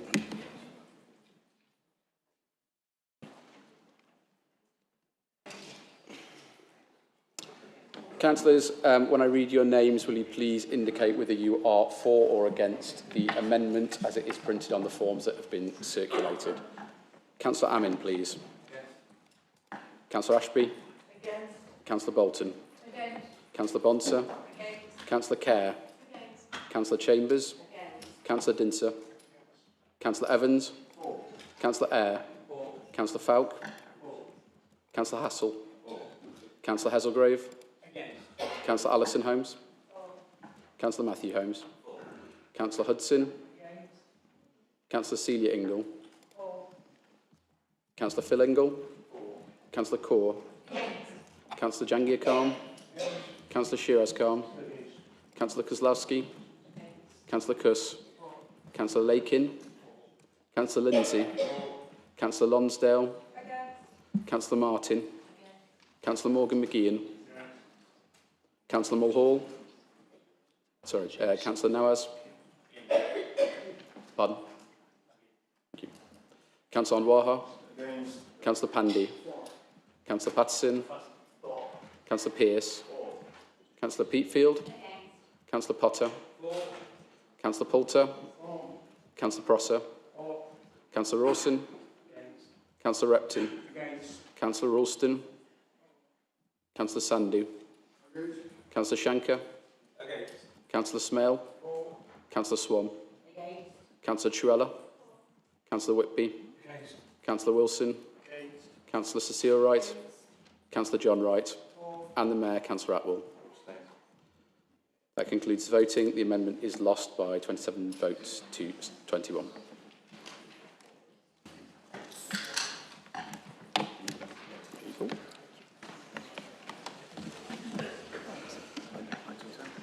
Move on to any further speakers on the substantive. Is there any further speakers on the substantive motion? Councillor Hasselgrave. Thank you, Mr. Mayor. The budget as proposed is a budget for renewal, a budget for investment, but also an enabling budget. It enables the council to carry on doing many of the excellent things that the children and young department, children and young people, and also skills are delivering for families and children and young adults in this city. For example, Foster East Midlands, of which we are an associate member, is working across the region to increase our pool of LA foster carers and also working with employers to encourage them to be foster friendly. We're recruiting, but this is a challenge, in part due to the cost of living crisis and its pressures on families. Best Start in Life and family hubs. These two are intertwined, along with the work with preschool little ones in nurseries to get them as school ready as possible by age 5, but also looking at healthy diet, exercise, expected development, speech and language issues, good, regular and quality interaction between parents and their children with age-related expectations. We are very well served by our fantastic family hubs, our nurseries, health and other agencies in this important work, preparing from the earliest age the next generation of Derbyans. Sufficiency. Sufficiency of SEND places, particularly for children of 16 and over at the moment. We want to make sure SEND pupils remain in local schools which are genuinely inclusive and with enhanced sixth form and FE capacity for the cohort. We've launched a SEND Coast toolkit, inclusive curriculum, an inclusive curriculum repository and a workforce plan enabling more children to stay in mainstream schools by improving the offer and supporting schools. £250,000 have been allocated in the budget for improving educational outcomes in Derby at all key stages and from ages 2 to 5. This will bolster the number of qualified officers with an educational background able to go into schools, know what good looks like, and able to support our schools to work towards outstanding. Bespoke support can also be commissioned through these monies. There's been a fantastic uptake of 82% in the number of parents with 2-year-olds who are taking up the 33 hours of nursery. This is a great collective effort by health, our family hubs, our nurses and the voluntary sector, and this helps our little ones involved get the best start in life and move towards school readiness. It also gives parents a chance to get out and do and work rather than looking after the little one. The Derby Promise. 5 sector skills events are coming this year, building on last year. Health and social care, digital, culture, sports, and leisure and STEM, which is science, technology, engineering and maths, a massive area for our city in its industrial history and in its industrial future. Last year, 5,000 young people were engaged in various activities. There is a new website. We'll be moving to stage 2 of Derby Promise, but this is worthy of a fuller briefing to councillors outside this meeting. As a cachet of this, the stature and influence of the Derby Promise, MCA are minded to follow our example and roll out a version of this across the combined authority. In terms of skills, Firegate Studios, the SEND Skills Centre, first in the country, as well as Journey to Work, engaged over 150 people since May 2025 in work-based training. The target cohort is young people with challenges to their learning who at post-16 traditionally have found it very difficult to get into the jobs market and remain employed.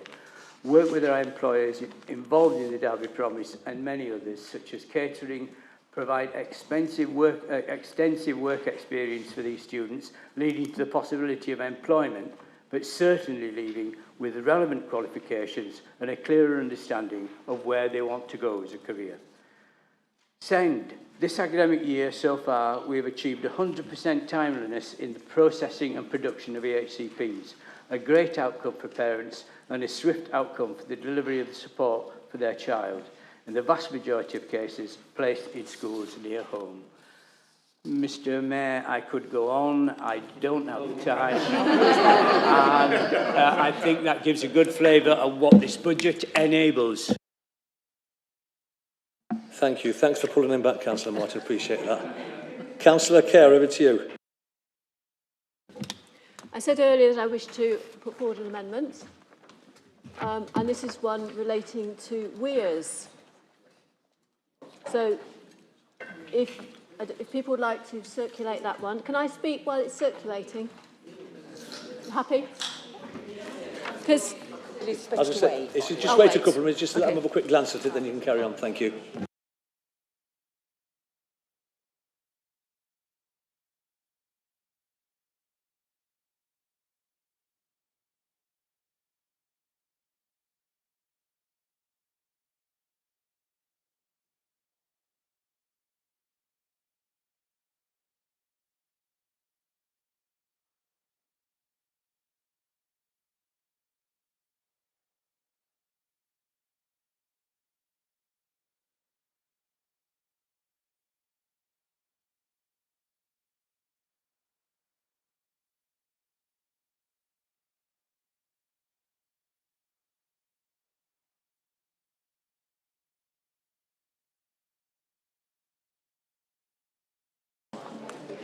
Okay, Councillor Kerr, would you like to proceed? Thank you. Thank you. Our river, the River Derwent, flows from the north of the city to the south. And over that course of, I don't know how many miles, it drops down over 3 weirs. One is at Darley Abbey, it's the Darley Abbey Weir. One is close to the council house, it's the Longbridge Weir, because once upon a time there was a bridge that's sort of roughly aligned with it. And the other one, I don't know what it's called, but it's on the southern boundary of the city's area, close to Borrowash. About over 10 years ago now, the one here on the Longbridge Weir, close to the council house, had installed across it a turbine. And for the last 10 years or so, it has been dutifully powering the council house and other parts. And it provides electricity, it provides virtually zero carbon electricity because the river flows past it. When the river is too high, the weir gets submerged and it doesn't work. And when the river gets too low, then we have to make sure that there is still water flowing down the weir for the sake of wildlife. But at all other times, it sits there day and night, churning out power. And we've heard earlier this evening that one of this council's priorities is protecting the planet. We're protecting the planet with a facility on one of those weirs, and the wonderful people of Darley Abbey are working hard to get a similar turbine put across the weir in Darley Abbey. But nobody is looking at the weir down on the city boundary, but we could be. We own land either side of that bit of the river.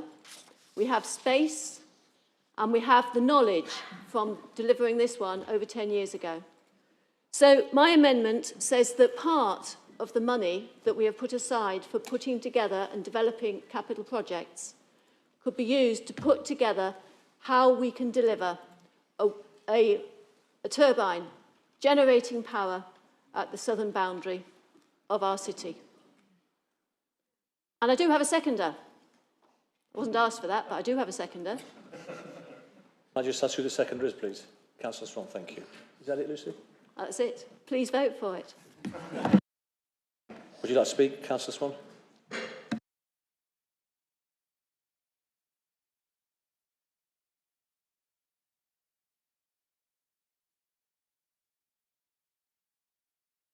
Sorry.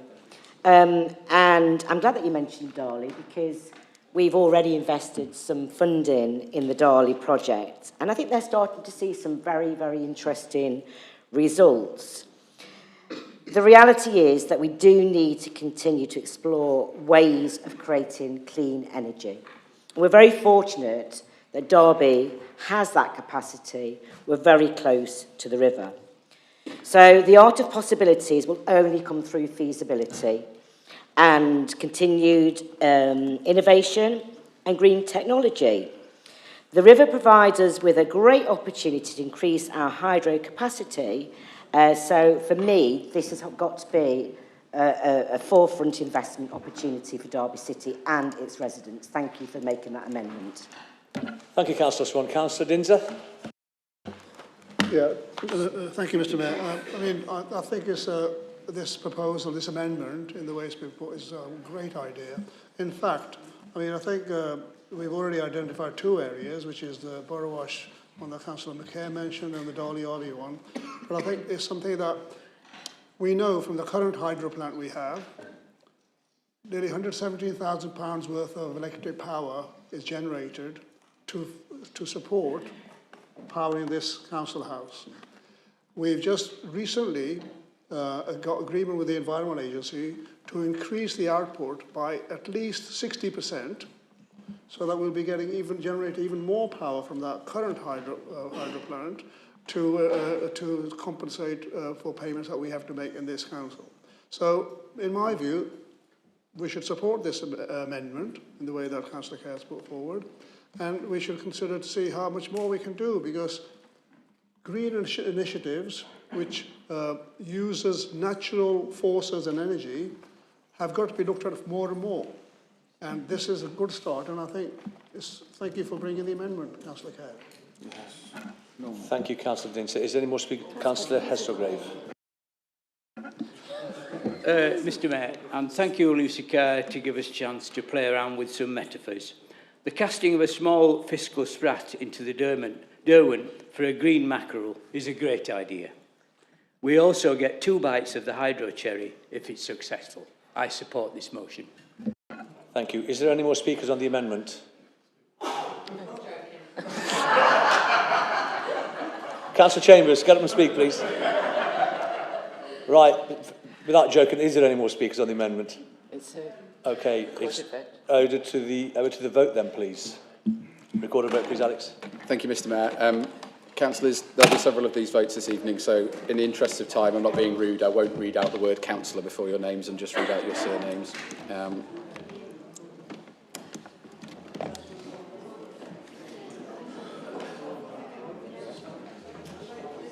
Okay, councillors, when I read your name, will you please indicate if you are for or against the amendment as it has been circulated on forms? First of all, Councillor Amin, please.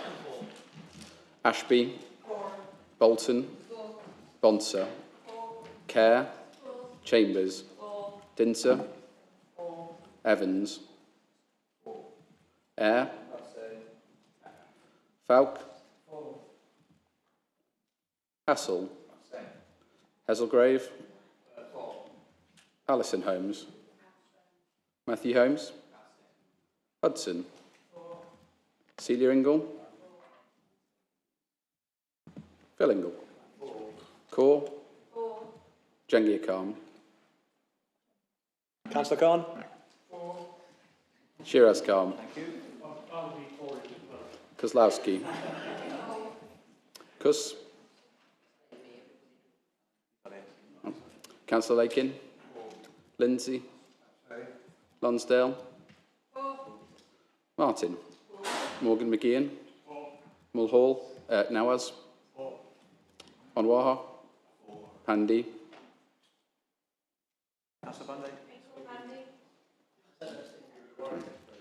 Patterson. Pearce. Beatfield. Potter. Poulter. Prosser. Rawson. Repton. Ralston. Sandhu. Shankar. Smale. Swam. Truella.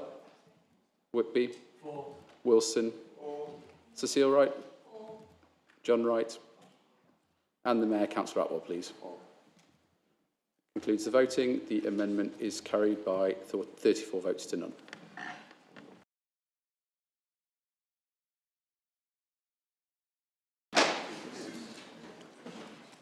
Okay, go back to the substantive. Councillor Martin, you're next to speak.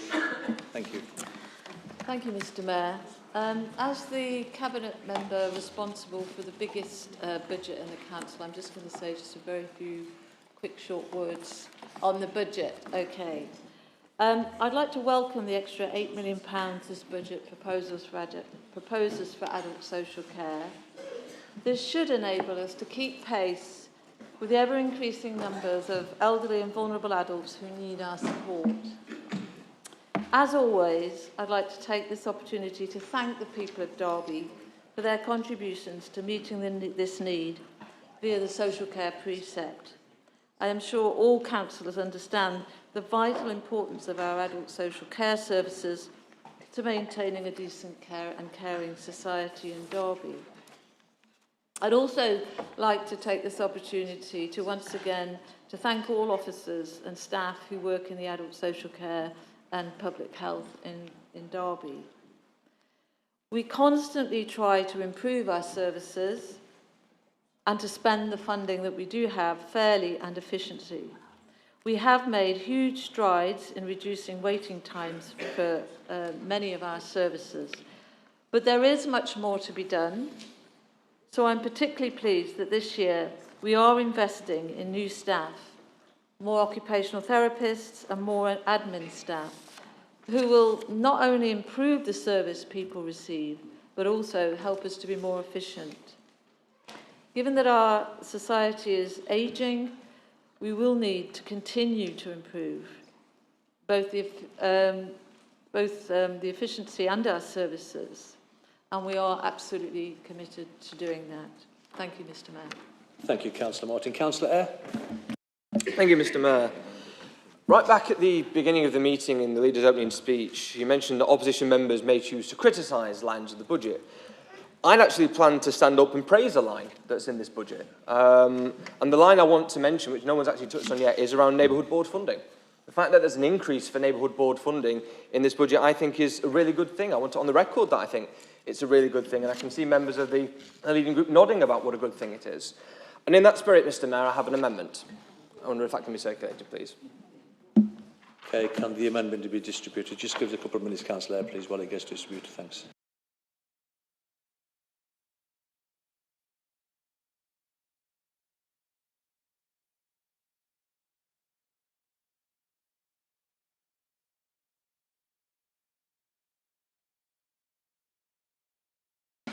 If everybody's in agreement after this amendment, are we all okay for a 10-minute comfort break? Has anybody got objections? Councillor Chambers, are you sure with that? Okay, that's passed. We'll deal with that after the amendment, yeah?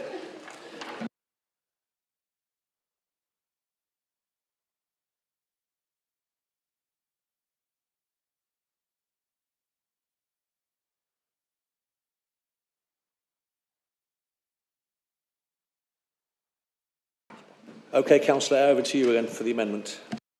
Thank you, Mr Mayor.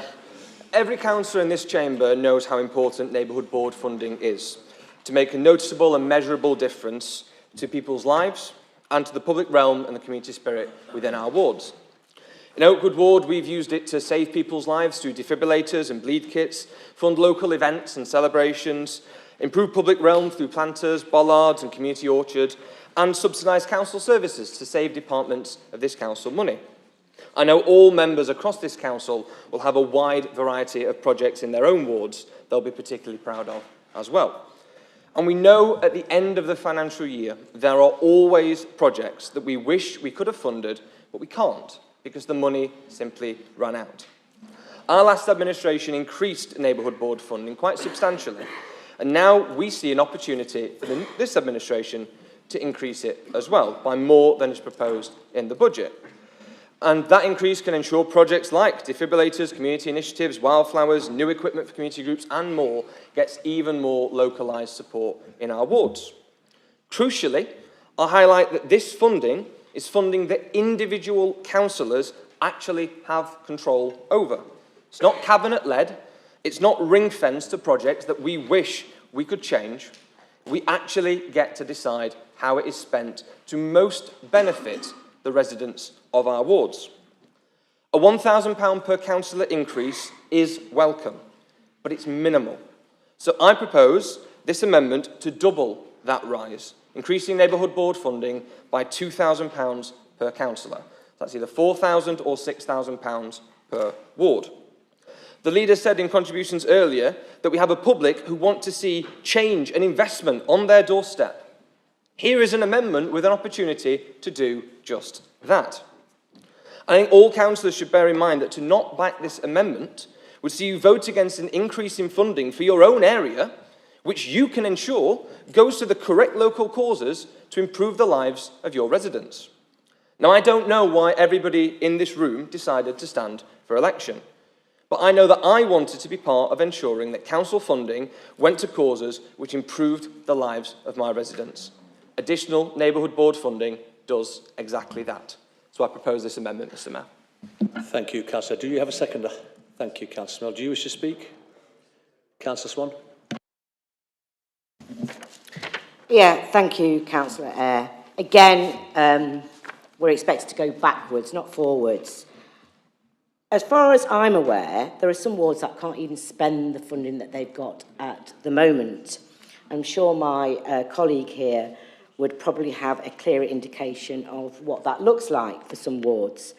But just to give this some context, this is the first year that we have said there are going to be no redundancies. And yet, I'm appalled. You actually want to make someone who's already doing a job redundant. Because this post, well, okay, Well, can you please, what have you called the post? Green technology and renewable energy. The green technology and renewable energy.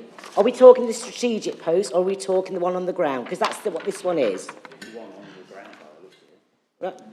Mr Mayor, It is the one on the ground. Okay, so I'll carry on. Can I carry on, Mayor? Just 1 second, Councillor Smell. Mr Mayor, can I seek clarity, because when this amendment was put forward to our Section 151 officer, we made it clear that it was for the post that was not in suit now. This was an added position, not the one that's currently in place. So can I confirm that's true?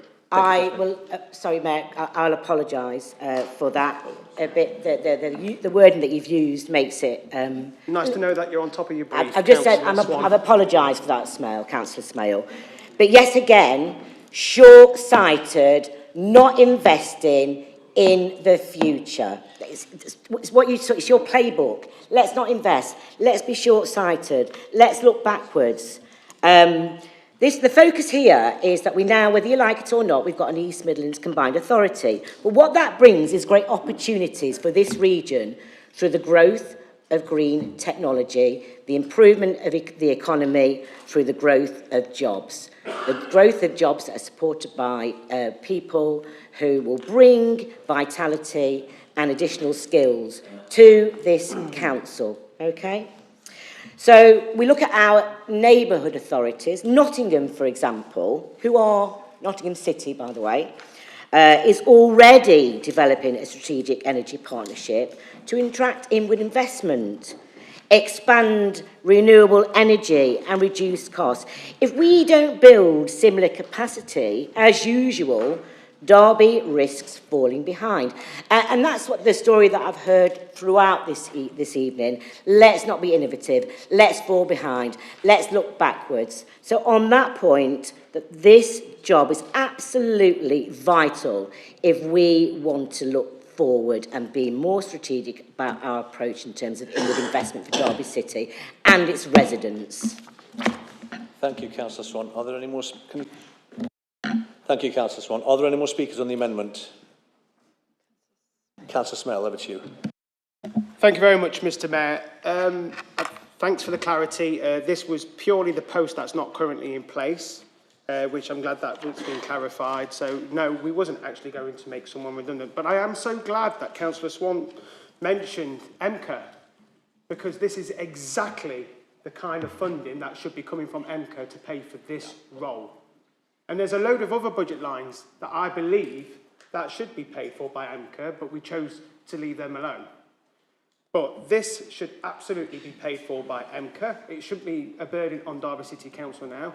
And when local government reorganisation clearly is going to happen, this role may never exist then anyway, because we don't know what that new local government reorganisation role looks like. So for me, this should be this should not be funded now.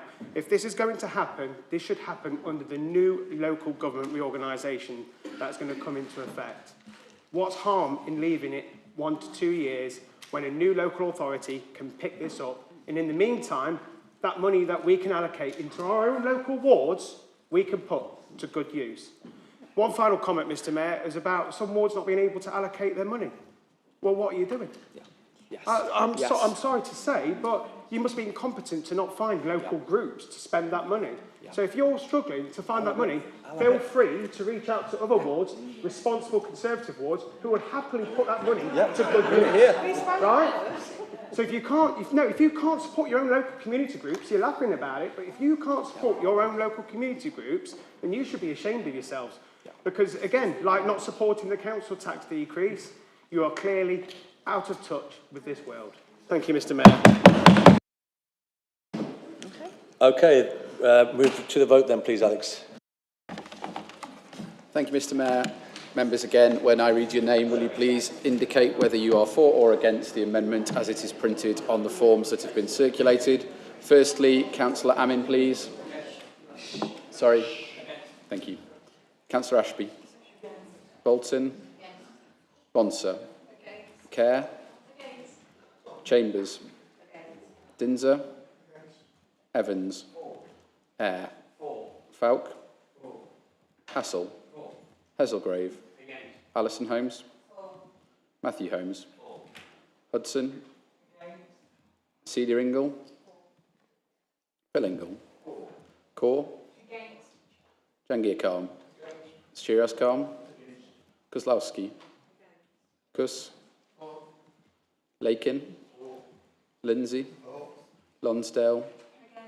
Martin? Morgan McGeehan? Nawaz? Anwar? Pandy? Patterson? Pearce? Peatfield? Potter? Poulter? Prosser? Rawson? Repton?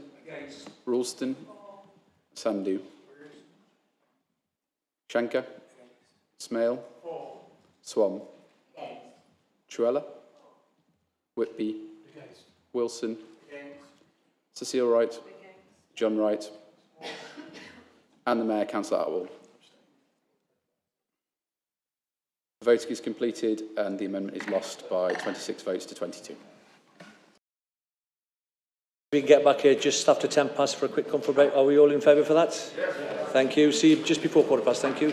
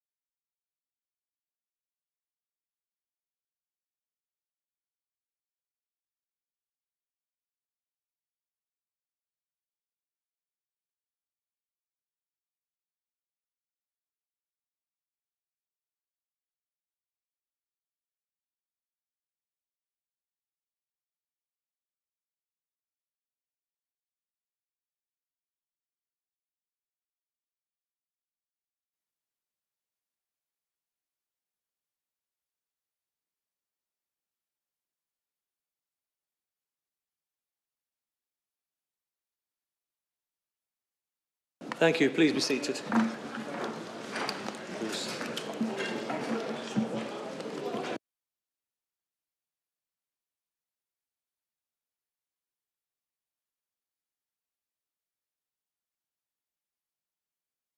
Okay, ladies and gents, part 2 commences. Back to substantive and over to Councillor John Wright. Yeah, I'd like to move an amendment to the budget. Okay, can the amendment be distributed, please? Jodie? Amendment for Councillor Wright.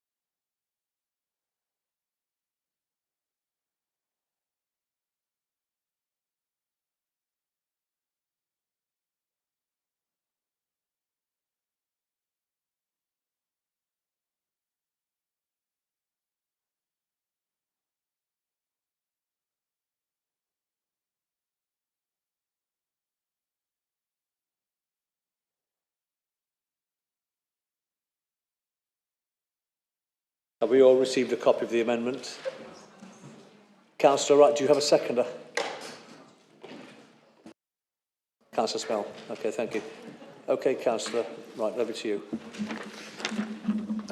Yeah, thank you, Mr. Mayor. And before I start, I'd like to thank officers who helped prepare this amendment.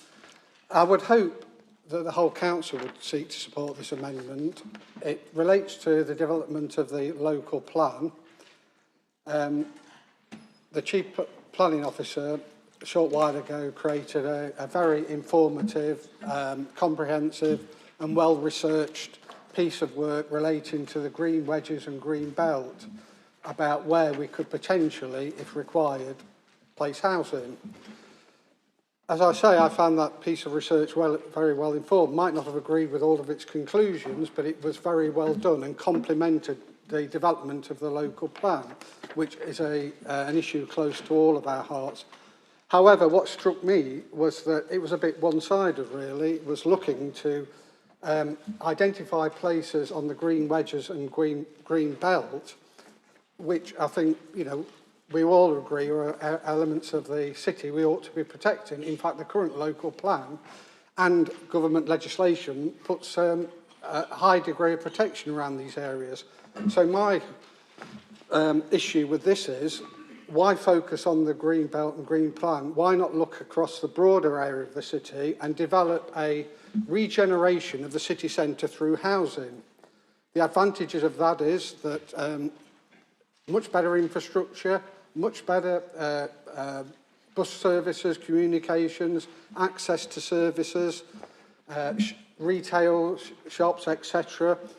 And actually try and identify locations where some of our more vulnerable communities, like people in need of social housing, homeless has been mentioned, looked after children coming out of care, temporary accommodation.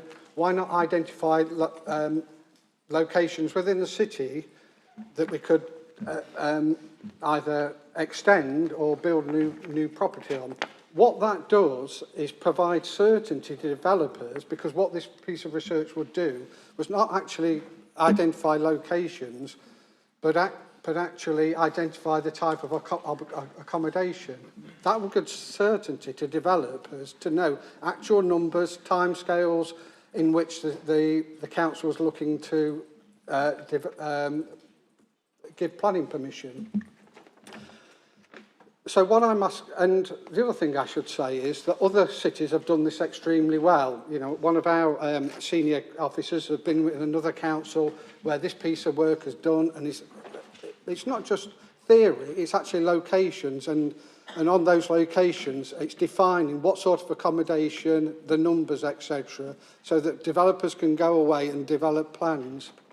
What it also does, crucially for me, because I do think we've come to a tipping point within the city in developing, and we've got very little green belt in the city left. We've got our green wedges already under threat. What this does is provide a balance. So what I'm looking for here for supporters is a one-off, so it's not recurring funding, a one-off piece of external professional consultancy. And you'll see there's a set of bullet points where Paul Clark has identified the type of work that would help support development of the local plan. And it would provide balance to the local plan so that counter the proposed developments on the green belt. What hopefully it might do is actually reduce the requirement to build on the green wedges and the green belt. They were the intentions, but like the green wedge, green belt piece of work that's already available and which we already can look at, I'm not looking to preempt that, but what I'm looking for is for us to be proactive and actually look for where we can provide this new housing within the city centre to focus on particular groups of housing that we don't have a supply for at the moment, and actually counter the balance to the building on the green belt and the green wedge. So I commend this piece of work to you. Thank you. Thank you, Councillor. Councillor Wright, can I just have some clarification on the reverse side of your piece of paper? It says supply and services. It says 0.150. Just underneath where it says reduced proposed delivery board pressure, it says 1.50. Thank you. Thank you. Councillor Peatfield, do you wish to speak? Who's seconding? I beg your pardon. Councillor Smell, do you wish to speak? Or Councillor Peatfield? Thank you, Mr Mayor. The delivery board for this council is a really vital board that exists, and now it may be not the most exciting board to some people, and it operates maybe in the shadows. But over the years of this council struggling with its finances, it's been absolutely an imperative board to have in place, because they've made innovations that have led us to, even this year, you know, when we're in a better place, to make £8 million worth of savings in this budget in this year.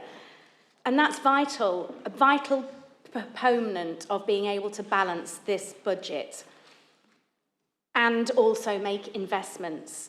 And it's a very, very fine balance of where the funding comes from, including the savings that we make. I have to say I'm a little bit surprised, Councillor Wright, that you would suggest such a large cut to that delivery board, because you sit on the Audit and Governance Board yourself, so you must surely see the benefits that that board has. And indeed, just this morning, the external auditors, I believe, presented their annual audit report and their value for money statement, where they said to you and the other councillors of the board that were there, that they were very clear that there was a need for continued financial sustainability, and that was partly the responsibility of the Audit and Governance Committee. And so while I absolutely appreciate the sentiment of the amendment, and I don't disagree with the intention of the investment, we can't accept the risk to the council, the risk to the finances, because it's about investing to save. You know, like I said earlier, if someone says to me, you pay £1.50 and you get back £10, then that's a very good investment. That's what this board does. We give it enough money to be able to make the savings, big, important savings, £250,000 to that board, equaling £8 million of savings, is a damn good investment. And to reduce that risks reducing the savings that we can deliver. Thank you, Councillor Peatfield. Are there any more speakers to the amendment? Councillor Dinser? Thank you, Mr Mayor. I mean, I'm sure Councillor Wright is meaning well in detailed proposals, but really this sort of initiative, the leaders reached out, and there's been scrutiny boards and executive where some of these ideas could have been put forward and discussed, debated, and the merits looked at. and may be reviewed much earlier than this last minute, where it feels more like headline grabbing than actually constructive scrutiny and proposals. Also, I think it's really important to know that we have quite an extensive, expensive review of our local plan going on. And it's going to take quite a lot of resource and contributions from all parties, through a cross-party that I attend, and your colleagues attend as well, where we look at how we maximise our housing, where the opportunities are, where are the brownfields, where are, and particularly in the city centre, and through that many initiatives have already been put into place. So the local plan is a massive resource that we're spending money on already to look at how we can actually identify housing within the city and beyond, and not to sort of, and to sort of reduce any pressures or infringements onto our green wedges and so forth, so on and so forth.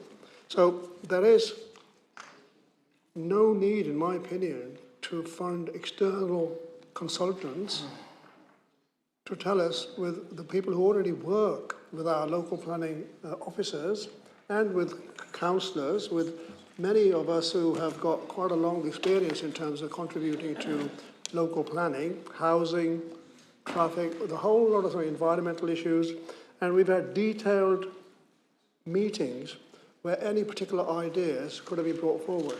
And we've got particularly good resource, and as Councillor Peterfield said, taking money from the area that's identified would be more detrimental than as sort of a neutral action.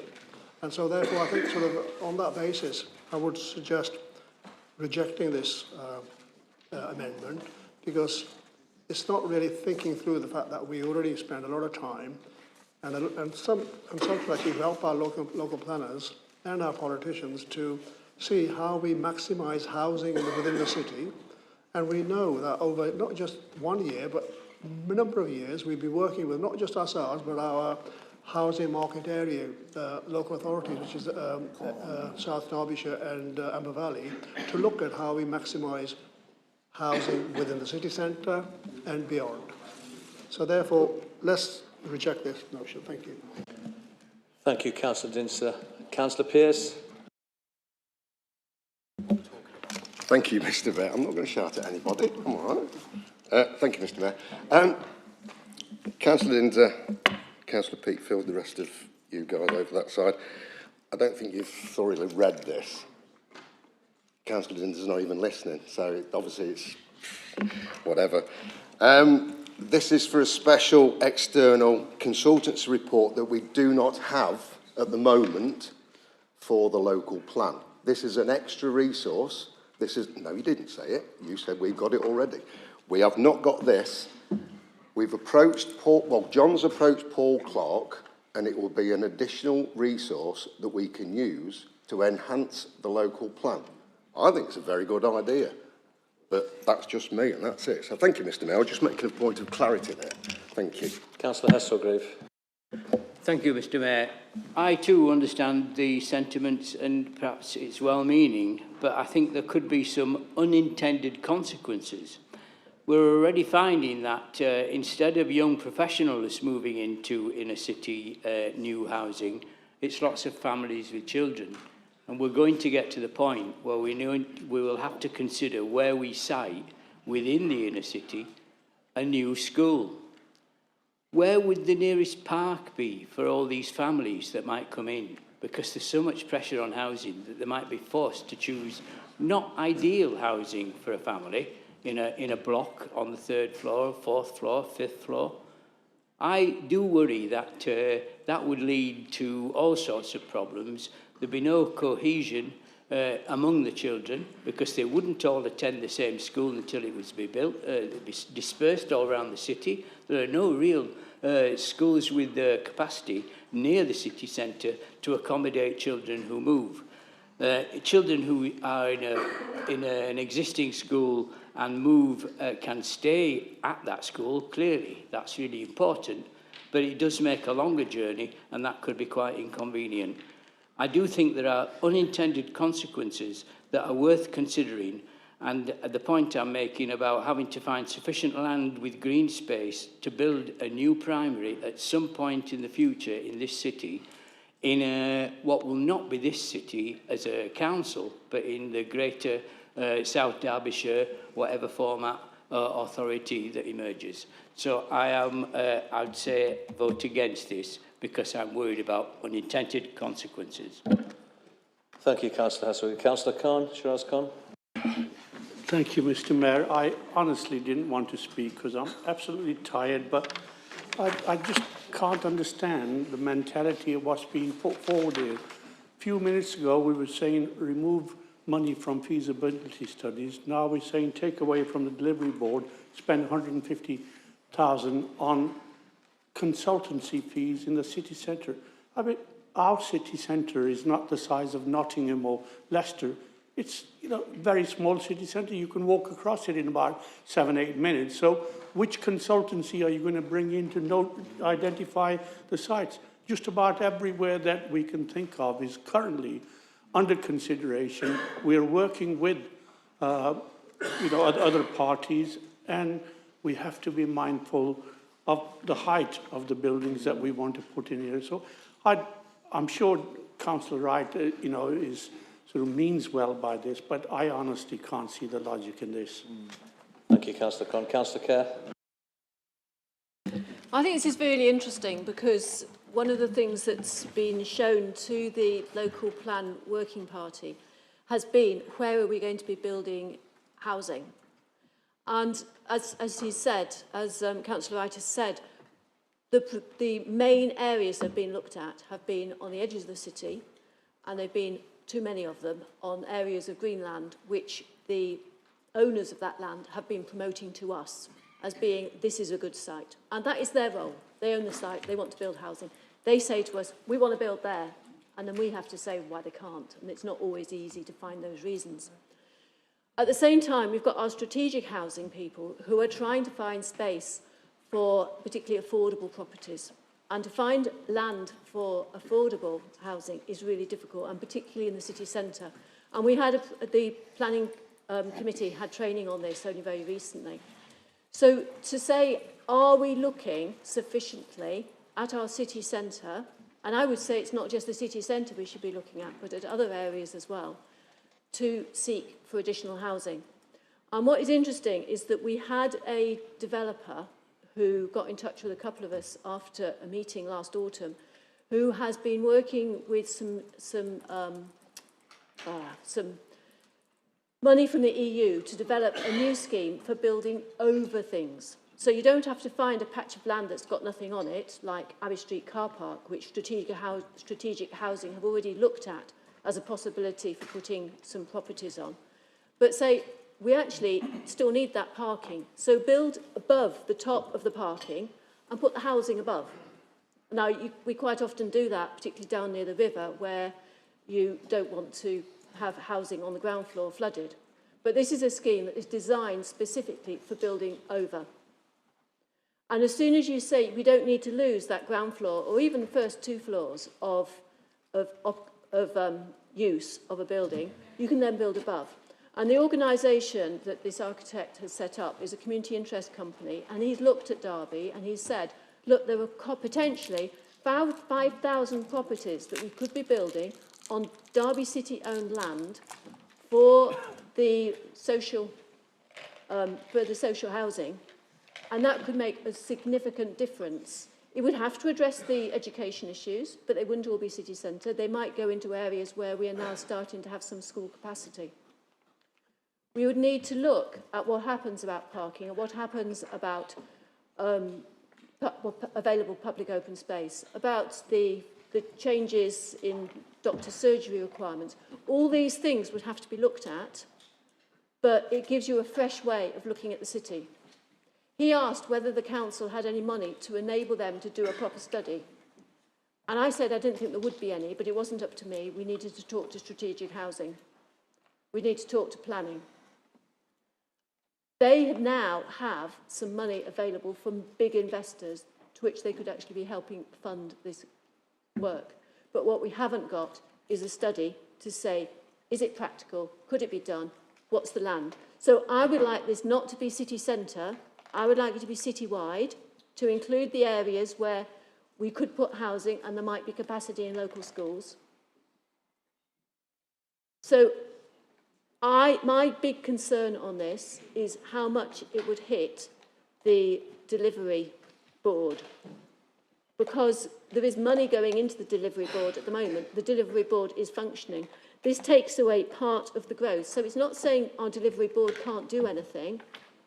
It's saying we're not going to grow the delivery board, increase its capacity to the same way. But it is one-off.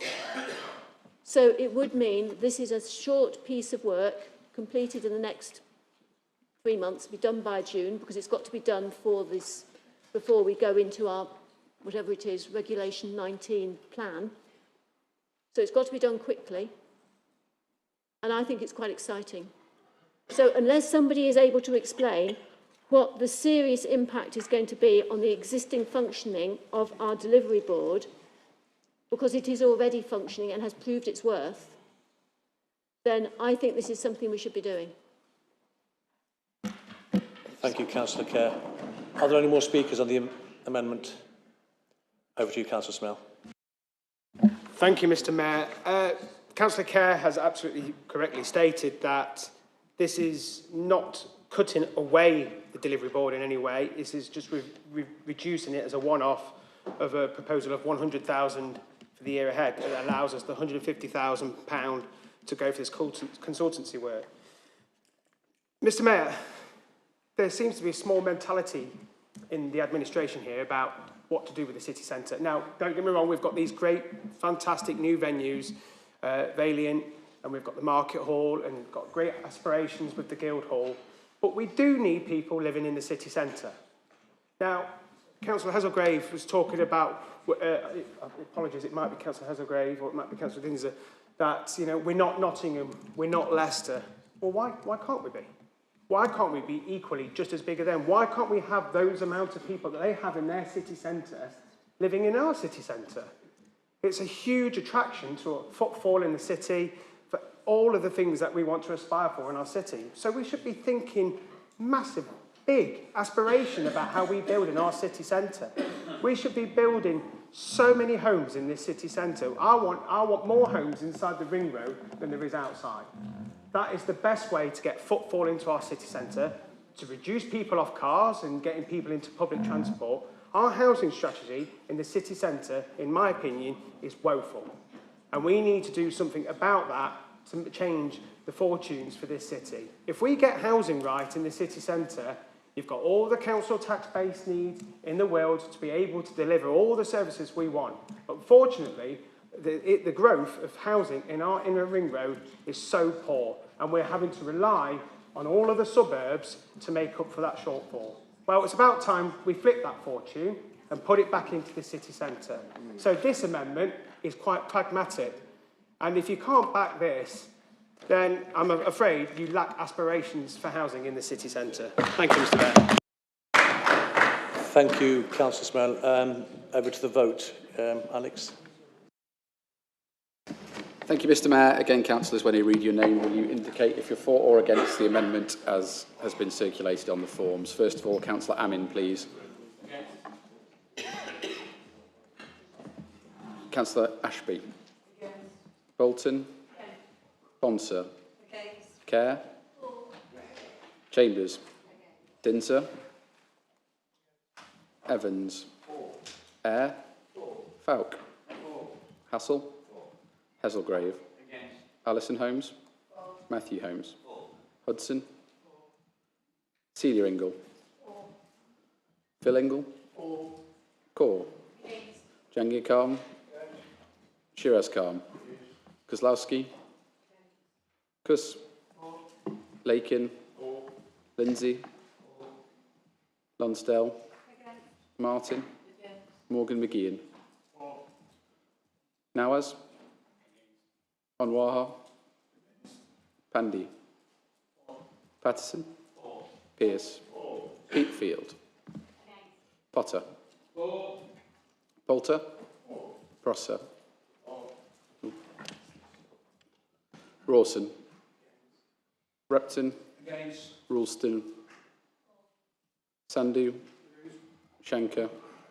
Smale. Swan. Truella. Whitby. Wilson. Cecile Wright. John Wright. And the Mayor, Councillor Atwell, please. 4. The amendment is carried by 25 votes to 24.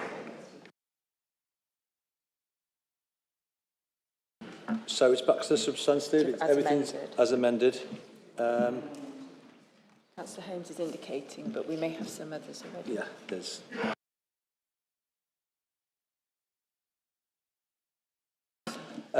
Councillor Rawson, over to you. Thank you, Mr Mayor. I very much welcome this budget.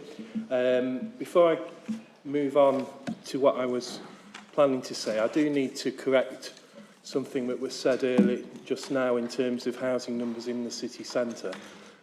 Because to say that the record is woeful, perhaps that was true in the past, but if you look at the draft local plan that's going forward, nearly half of the new housing that's being allocated in the draft local plan is actually on brownfield sites, mostly in the city centre. And that's the first time we've ever got anything like that certainly in recent years. So those comments aren't correct, and we've got a very good story to tell in terms of the work that the administration and the work that's already gone into developing city living in the city centre. In terms of the budget, as I say, I very much welcome this. Those of us who've been sitting here over many years, from 2010 onwards, have watched as public services have been cut and reduced year by year, largely because of the decisions made by national Conservative governments over this time. So it's a really positive, exciting time to be here, to actually be able to be proposing better public services, more spending, investment in public services for the first time in about 15 years. So that is something that we should be celebrating. And the budget addresses things that are going to impact people in their day-to-day lives. People will be able to see the difference and feel safer as soon as they walk out of their front door. In terms of public safety, we've got additional public protection officers. There's investment going into the CCTV monitoring in the city centre, which will give people, members of the public, reassurance, and we've heard a lot in this chamber over recent months about that. So this budget is directly addressing concerns about safety in the city centre. There'll be greater monitoring, people actually sitting in the control room, watching live, and they'll be able to dispatch police officers to assist if necessary.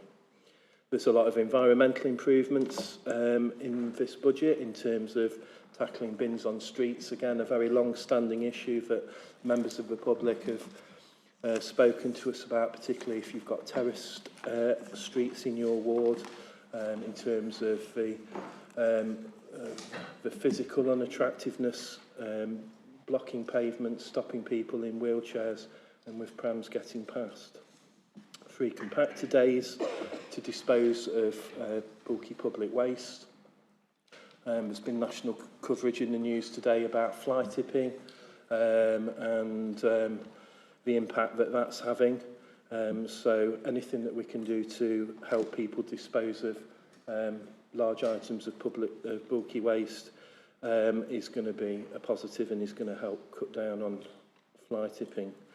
The improvements to the entrances to the city centre, very pleased to hear Pentagon Island in my ward was mentioned.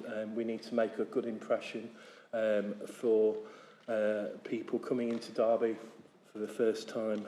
Instills a sense of pride in the city, and it improves tourism as we get people to make return visits. So very much looking forward to seeing that. And just general in terms of other environmental improvements that we've got here, weed control. Again, lots of complaints in our inboxes about that over recent years. And community libraries opening on Saturdays. There's so much in this budget that's really positive, that's really going to make an impact on our residents, and people are going to see the difference straight away. They'll be getting good value for their council tax, and these will be improvements that people will be able to see and feel. Thank you, Councillor Ruffin. Councillor Shanker? One thing that's clear about this budget is austerity is finished. And by the looks of it, the Tory party are also just as finished. The leader and the cabinet member for finance have highlighted and clearly in some detail the significance of this budget on our city after years and years of austerity. The record increase in funding this year, next year and the year after is really, really significant. Turn to page 33 of the budget document if you don't believe me. An increase that goes from £25.4 million last year in core spending, in core government grants, up to £122 million by 3 years' time. And as the leader has already said, the third highest in the country. It's a significant increase for Derby. It's a promise the Labour government made. It's a promise a Labour government has delivered and delivering for Derby. 3-year funding deals, let's not underestimate that. That's properly allowing councils, senior officers working with the administration to plan services over a 3-year period. It's a promise we made, a promise we delivered. Previously, 1-year government deals by the Tories, which failed councils like Derby and didn't allow any administration of any colour to properly plan what work was needed. In 2011, 66% of the council's income came from government grants and the remainder from council tax. By 2023, that had totally flipped over.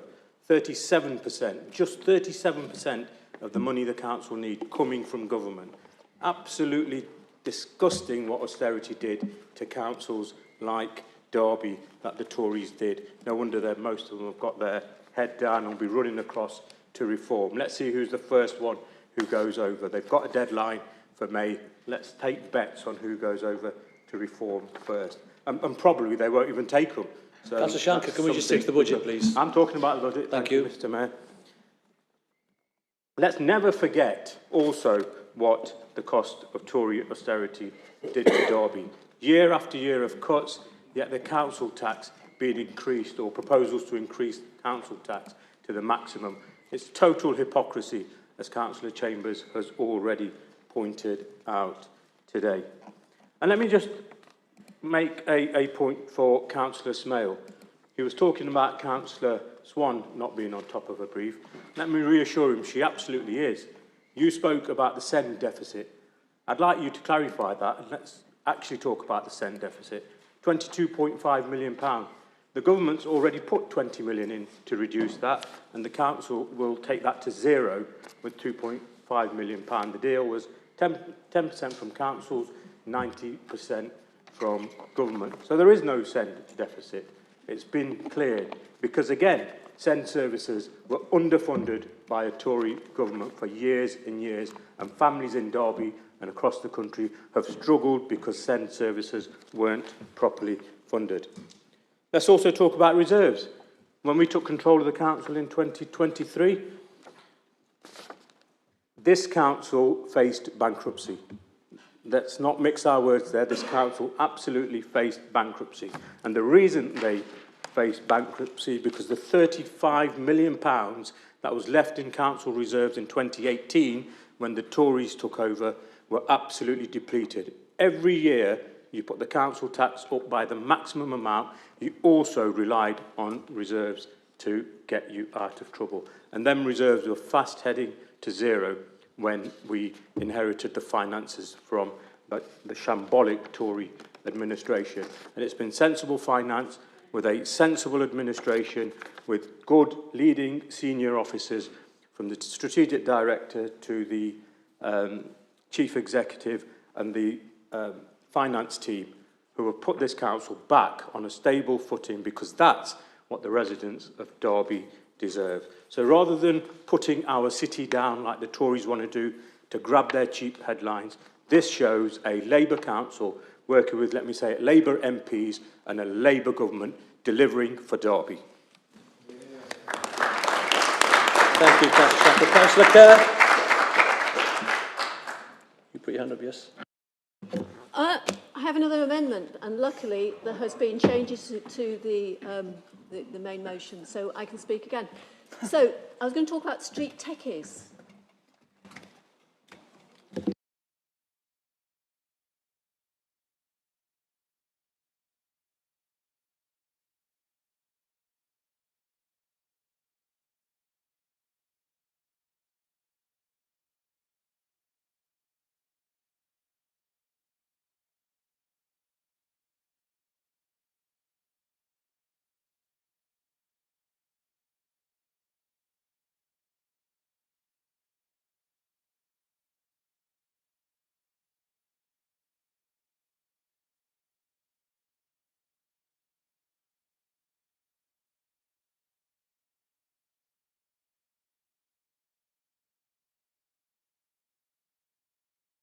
Councillor Kerr, just before we start, do you have a seconder? Councillor McGee, thank you.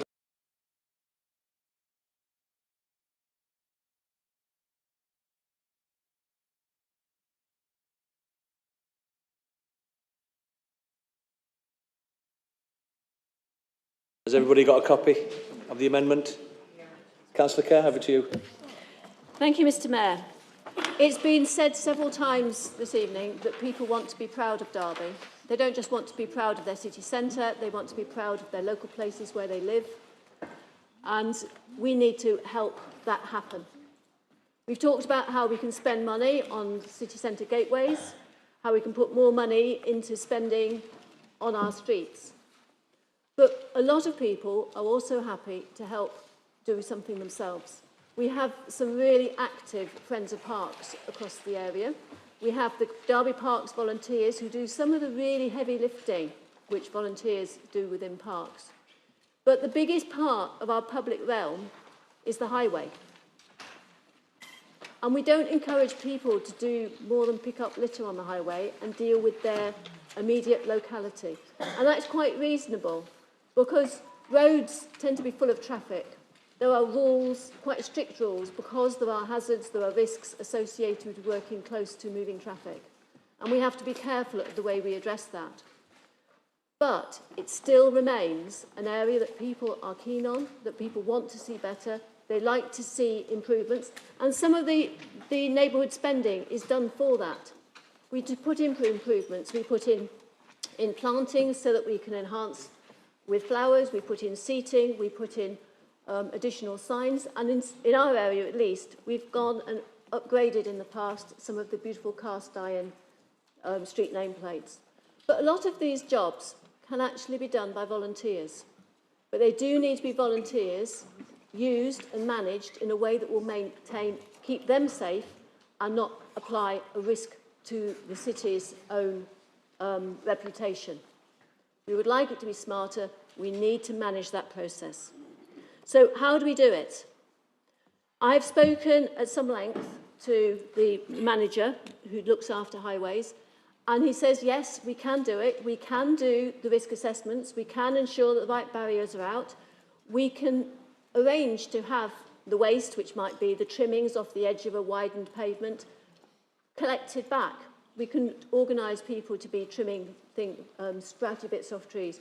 But we do need to first have in place the right risk assessments, the right protocols, the right ways of doing this before we say, yes, please come in, volunteers. We have to start by getting the processes right.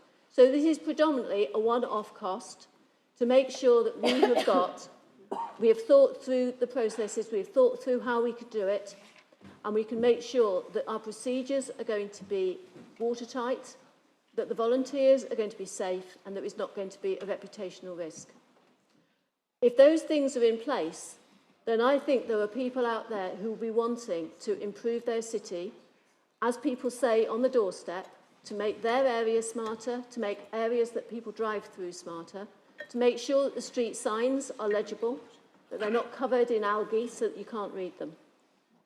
There are simple jobs that can be done which don't need detailed training. They're things that people will do as their standard, ordinary things. What we need is the processes that will meet the highway requirements so that people can be safe to improve our city for their benefit. And this is a way that we can start that process and take it forward. I hope you'll support it. Thank you, Councillor Kerr. Councillor Peatfield. Councillor McGinn, do you want to speak or do you reserve your right? I'll reserve the right, Mr Mayor. I'm sure everyone would like to weigh in on this one. Thank you. Councillor Peatfield. Thank you, Mr Mayor. I do just want to put it on record that we are very, very grateful to the many thousands of, probably hundreds of thousands of volunteers across the country that give their time freely to make this country work in many ways, in areas where, you know, we just wouldn't be able to function without volunteers, like libraries, you know, food banks, lots and lots of charities, you know, charity shops and things like that. But none of those volunteers are being asked to go on a busy roadside and put their lives at risk. As card-carrying union members, we genuinely cannot endorse high-risk working going unpaid and unrecognised. And I'm really sorry, Councillor Kerr, and I do understand the work that you want to see happen and the change that you would like to see happen. But if you want that work to be done, then you really ought to be bringing forward amendments that put jobs in place, that actually employs people, creates work, and rewards people for the work, the dangerous and risky work that they would be delivering on behalf of this council. Create jobs, in this case, not volunteers. But then just to pick out, unfortunately, where you've chosen to bring that money from, draw that money down from, you've spoken in support of the feasibility pot this evening, you've defended it, you've used the pot to actually be able to create, deliver the feasibility study for the previous amendment that you brought. And now you want to take away from it. So I'm afraid we're unable to support this at this time. Thank you. Any more speakers on the amendment? Councillor McGinn, over to you as a seconder. Thanks, Mr Mayor. There's not much to add to Councillor Kerr's initial statement, to be fair, but I will just add that this is about getting the fundamentals right. And as much as we'd love to support that with jobs and resource, it doesn't seem to exist right now. One of the first memories I have of moving to the area is when Councillor Potter was washing my street sign. We call it a Jed wash. It was brilliant. It made the area feel better for everybody. This is not about significant additional work that people should expect as a bonus from a council. This is about getting the basics right. And I feel like Councillor Kerr has figured out a way of making it happen. That's all I'll say. Thanks, Mr Mayor. Thank you, Councillor McGinn. Okay, can we move to the vote then, please, Alex? Thank you, Mr Mayor. Again, councillors, when I read your name, will you indicate whether you are for or against the amendment as printed on the forms that have been circulated? Firstly, Councillor Amin, please. Against. Ashby? Against. Bolton? Against. Bonser? Against. Kerr? For. Chambers? Against. Dinser? Evans? Against. Hare? For. Falk? Hassel? Hazelgrave. Against. Alison Holmes. Matthew Holmes. Hudson. For. Celia Ingle. Phil Ingle. Kaur. Jangir Khan. Shiraz Khan. Kozlowski. Kuss. Lakin. Lindsay. Lonsdale. Martin. Morgan McGeehan. Nawaz. Anwaha. Pandy. Patterson? Pearce? Peatfield? Potter? Poulter? Prosser? Rawson? Repton? Ralston?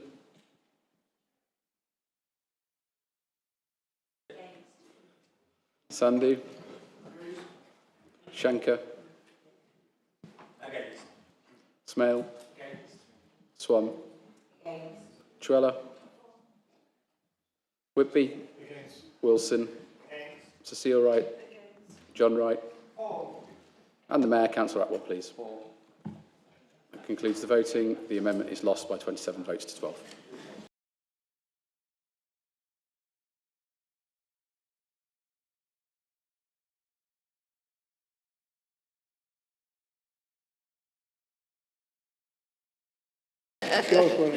Right, I'm not going to do all of my speech, but I just do want to make one point on it. Because I think everyone feels we have to use the whole 5 minutes. I don't think we have to, do we? Anyway. Sorry, do you just try and explain that to Councillor Dinter? I keep tugging at him. So yeah, I'm not going to do all my speech. A lot of it's been said. Obviously, I think it's a really positive budget.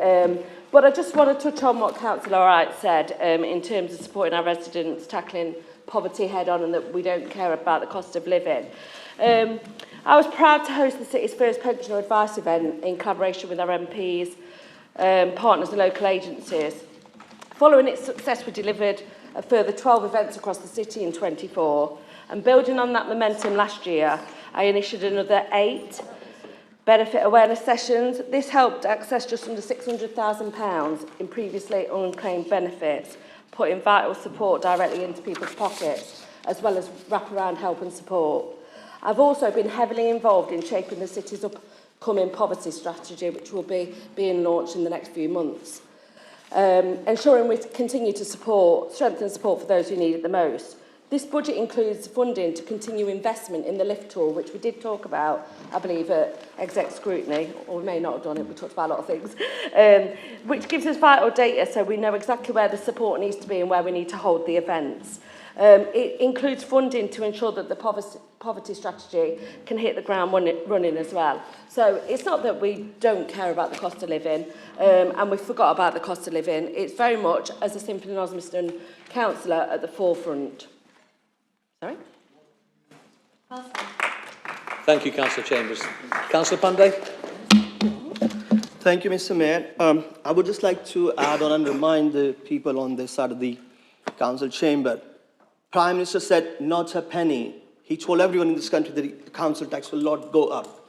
And also I remember the Labour government said that austerity is over, but it was over 2 years ago, 18 months ago when this government took over.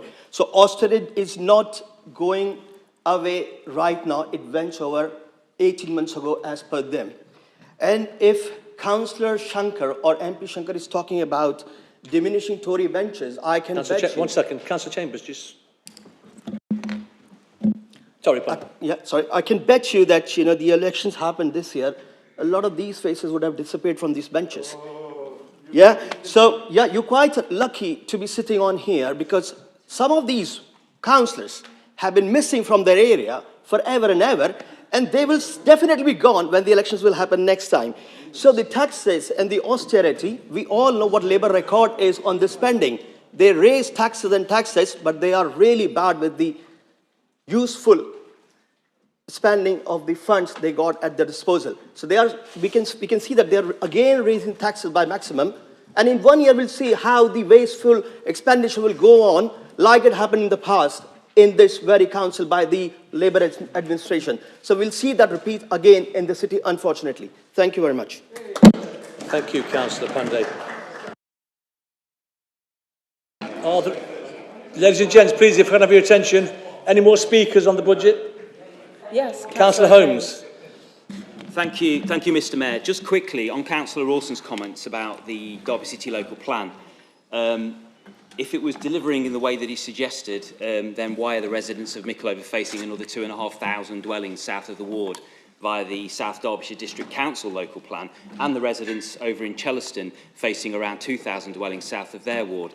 South Derbyshire state that these houses are to provide the numbers demanded by government that Derby cannot deliver within the city itself. So I think Councillor Smell is absolutely right, and that underlines the issue. Moving on, I have an amendment, please, if that can be distributed. Well done, Matt. Thank you, Councillor Holmes. Yeah, well done, Matt. Get me run over and out back. There you go, John. Cheers, mate. Yeah. Yeah. Did she have anything to say? Me and John got up at the same time. Is that why Gorov's good? Yeah, it's not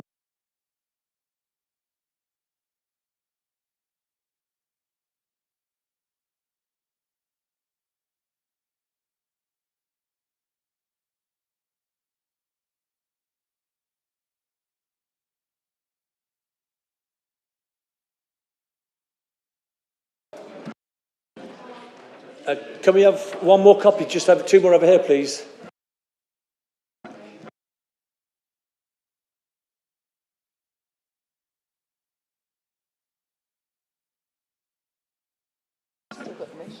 Okay, Councillor Holmes, over to you. Thank you. Thank you, Mr. Mayor. The amendment applies to the additional discretionary investment items identified following the provisional settlement and detailed in the NTPFP. No, just move that across there. Sorry, yeah. Second. Can you hear me now, okay? Is that better? Yeah. Brilliant. Shall I start again? The amendment applies to the additional discretionary investment items identified following the provisional settlement and detailed in the medium-term financial plan. It's an addition to the Cabinet Minute 143-25, such is the process required. It doesn't carry a budgetary requirement, bar some officer resource, but I'm confident it falls well within the day-to-day reporting already in place. The amendment concerns those investments which are focused on community safety, environmental services, neighbourhood initiatives and similar place-based services. These are needed in every ward for residents and the community as a whole. Now, I, along with many of my colleagues, some that are here now, fought really hard and believe very strongly in fair funding where possible, and equal funding actually in return for the council tax that residents pay. And we fought hard to defend that principle under Ranjit Banway's Labour administration that quite frankly did not, and we've maintained a watching brief ever since. So I believe it's of the utmost importance that residents see investment in improvements on their street, in their area, and this is regardless of demographics and other metrics. And it's for the ruling administration to demonstrate that, make the decisions.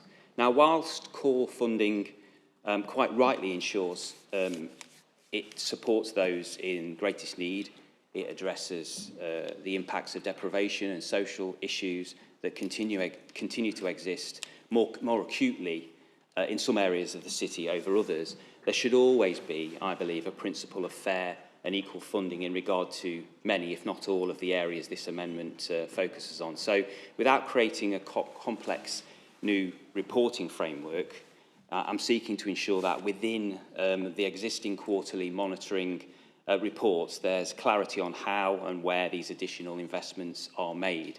And that reporting will be part of Cabinet and Exec scrutiny papers, therefore ensuring transparency for both councillors and the public. And something that the administration should welcome rather than be concerned about. Thank you. Thank you, Councillor. Do you have a seconder? Councillor Eyre, do you wish to speak? Councillor Eyre? Are there any more speakers on the amendment? Councillor Eyre? Thank you, Mr. Mayor. Just very briefly, this is a chance for the administration to shut me up. Because for quite a long time, exactly, there we go, see? Because for quite a long time, I've made the argument that I believe my ward doesn't always receive its fair share, and it's occasionally being shortchanged. This is the chance for the administration to bring documentation that would prove that wrong. This is your chance. Vote for it. Thank you, Councillor Eyre.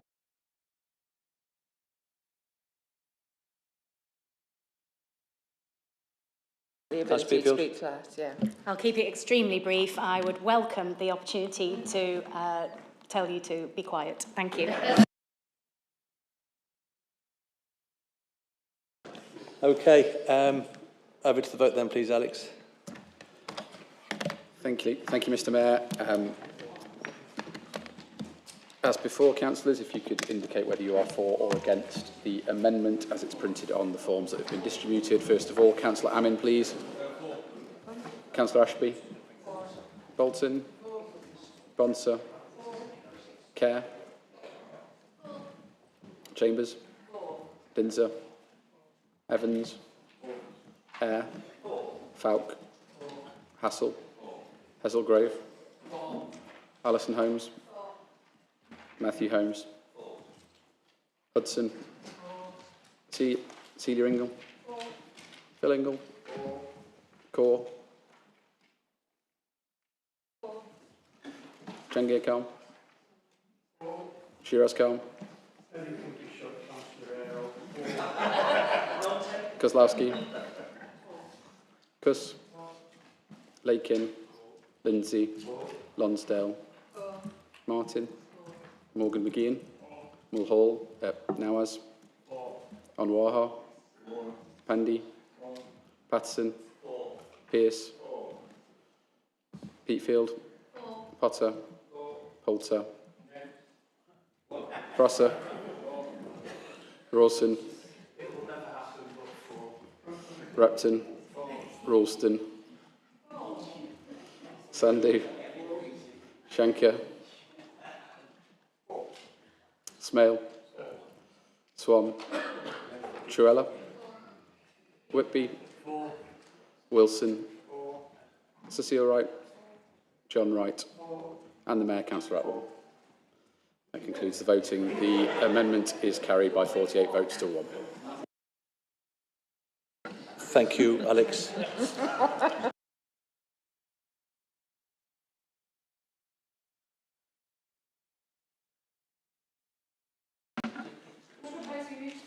Okay, Councillor Kerr.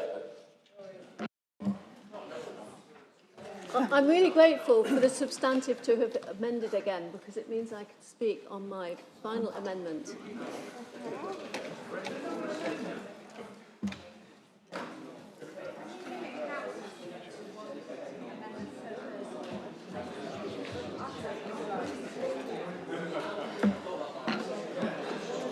Just one second. Just one Can I second. just hold, Catherine, just 1 second, please.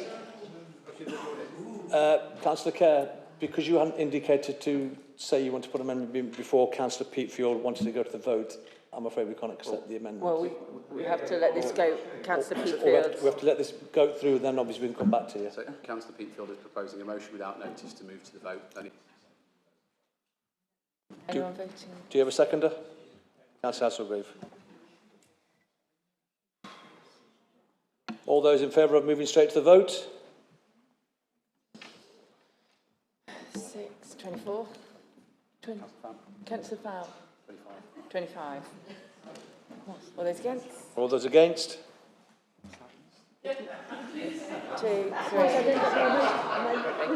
It's carried, so move straight to the vote on the budget. Right, that's carried. Thank you. Can we now move over to the vote for the budget, please? Alex, over to you. Thank you, Mr. Mayor. Please bear with me one moment. You'll never know. You'll never know about it. Councillors, when I read your name, if you could please indicate whether you are for or against the minutes of the Cabinet that have been presented in your agenda pack as amended by the amendments that have been carried this evening. First of all, Councillor Amin, please. Ashby. It's not working. Bolton. Bonser. Kerr. Reluctantly for. Chambers. Dinser. Evans. Eyre. Falk. Hassel. Hesselgrave. Alison Holmes. Matthew Holmes. Hudson. I think I can say it for.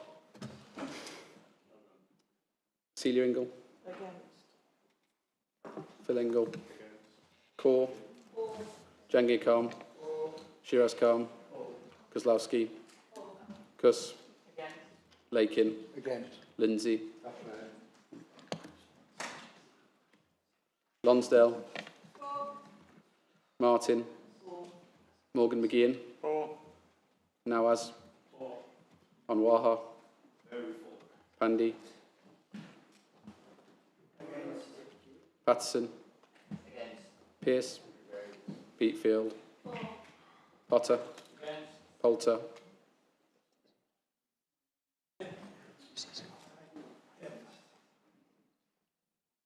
Prosser, Rawson, Repton, Ralston, Sandhu,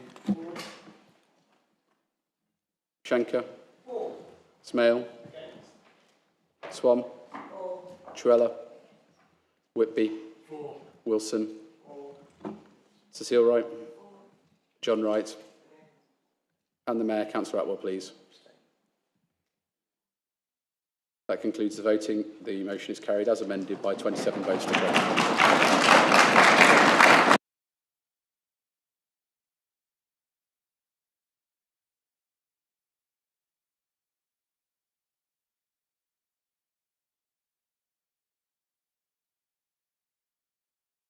Item 10, let's go. Folks, can I just have your attention again, please? Thank you. Item 10, council tax setting 2026-27. Now we have set the budget. Our next item of business is to set the council tax for the next financial year. I will shortly ask Councillor Kozlowski to move the recommendation in the report, and we will then move to the debate in accordance with CP 71B. Voting on the council tax proposals will again be taken as a recorded vote. Councillor Kozlowski, will you move the recommendation, please? Yep, moved as written. Thank you. Can I have a seconder? Councillor Dinser. Any speakers on this? No? All those in favour? Sorry, it's being recorded. My apologies.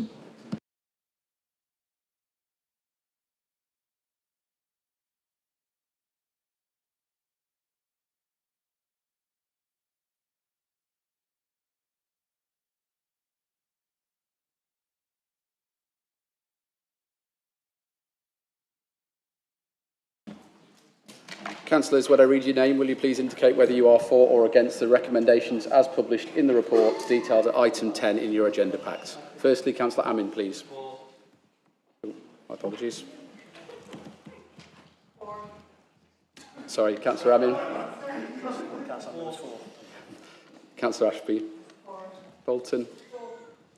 Bonser. Kerr. Chambers. Dinser. Evans. Eyre. Falk. Hassel. Hesselgrave. Alison Holmes. Matthew Holmes. Hudson. Celia Ingle. Phil Ingle. Kaur. Jangir Khan. Shiraz Khan. Kozlowski. Kuss. Lakin. Lindsay. Lonsdale. Martin. Morgan McGeehan. Nawaz. Anwaha. Pandy. Patterson. Pearce. Peatfield. Potter. Poulter. Prosser. Rawson. Repton. Ralston. Sandhu. Shankar. Smale. Swam. Truella. Whitby. Wilson. Cecile Wright. John Wright. And the Mayor, Councillor Atwell, please. That concludes the voting. The recommendations are carried 27 votes to 20. I'm pretty sure I heard Siri wanted to have a vote there, so I don't know whose phone that was from. Okay, item 11, pay policy statement 2026-27. The next item of business is a policy statement which requires the approval of the council. Councillor Dinser, as a cabinet member with responsibility for human resources, will you move the recommendation, please?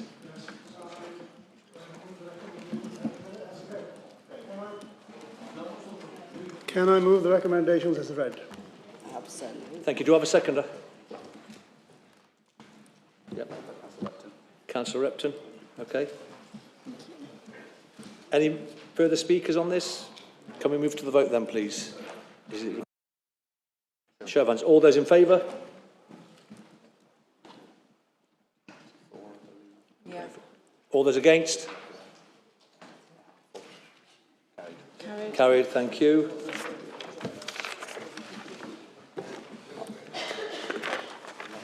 Item 12, Councillors' Allowances and Expenses Scheme 2026-27. We will now consider a report to set the Councillors' Allowances Scheme for the next financial year, which reflects the recommendation of the Independent Remuneration Panel that was agreed in November. As we have already heard, the Monitoring Officer has granted a general dispensation to allow councillors to vote on the proposals. Councillor Kozlowski, as a Cabinet Member for Governance, will you again move the recommendation, please? Yes, move as written. Thank you. Can I have a seconder? Onwar, thank you, Councillor. Any speakers on the amendments? Move to the vote then, please. All those in favour?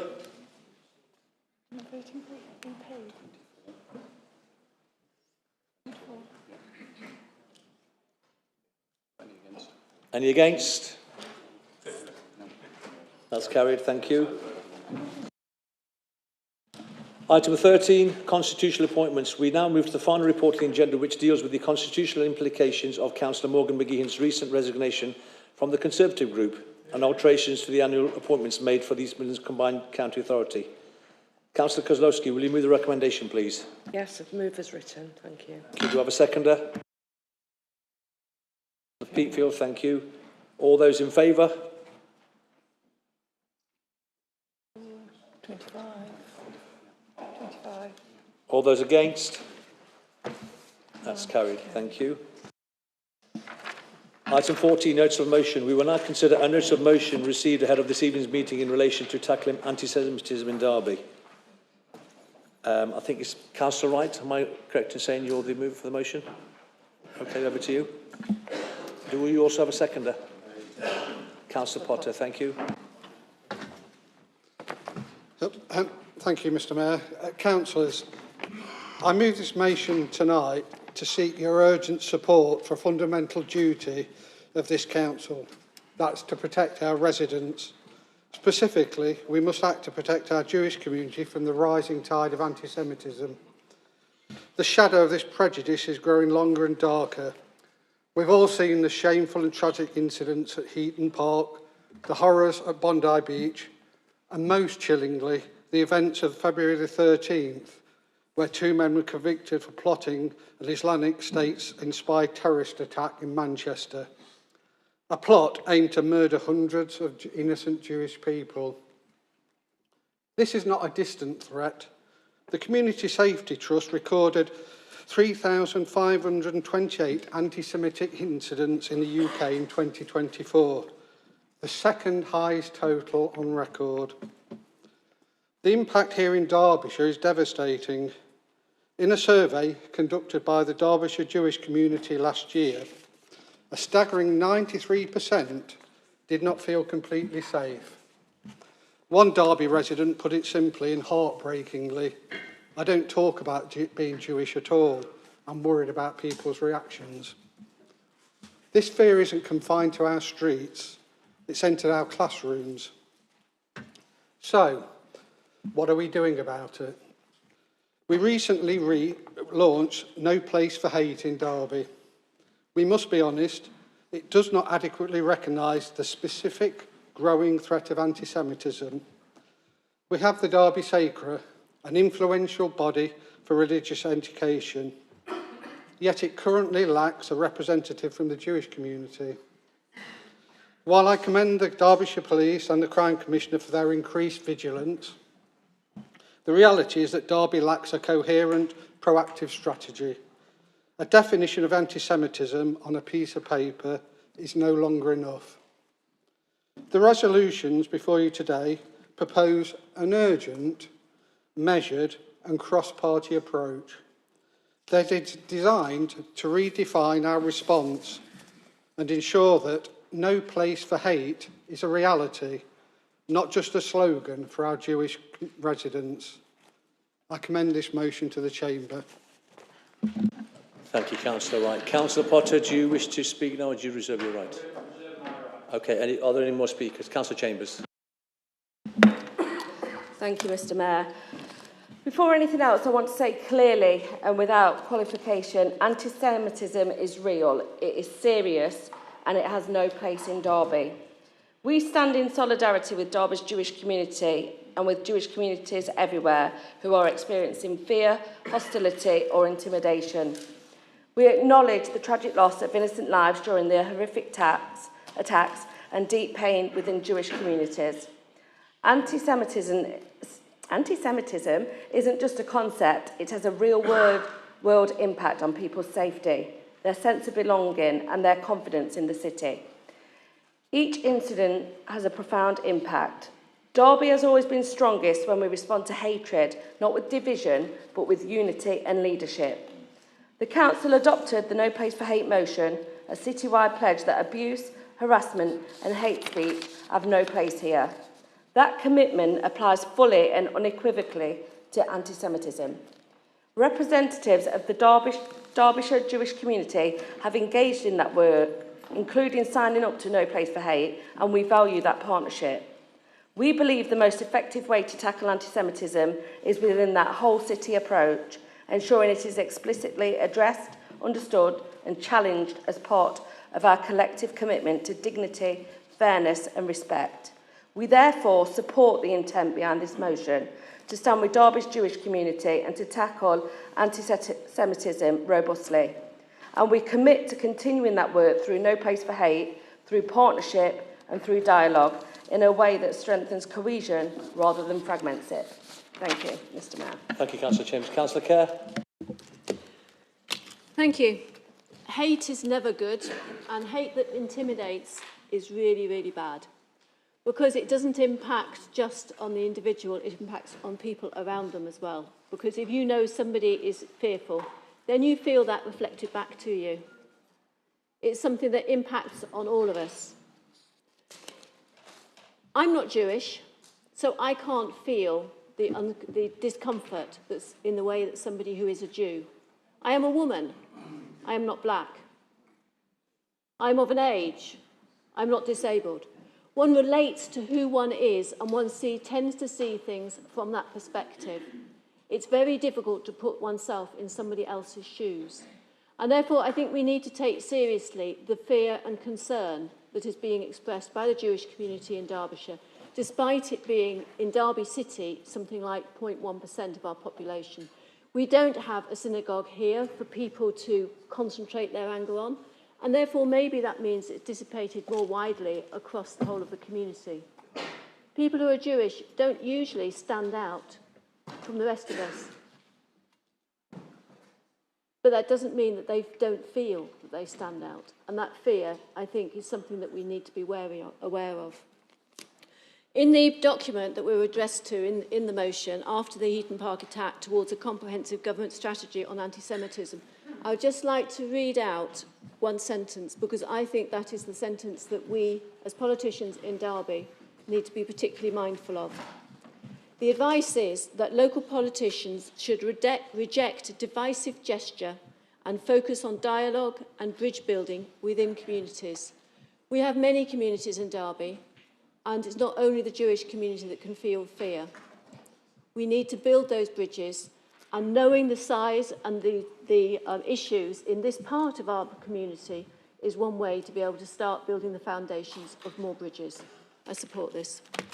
Thank you, Councillor Kerr. Councillor Cecile Wright, over to you. Yes, thank you, Mr Mayor. I just wanted to clarify something that was said by Councillor Wright in his proposal, his rationale for bringing this motion.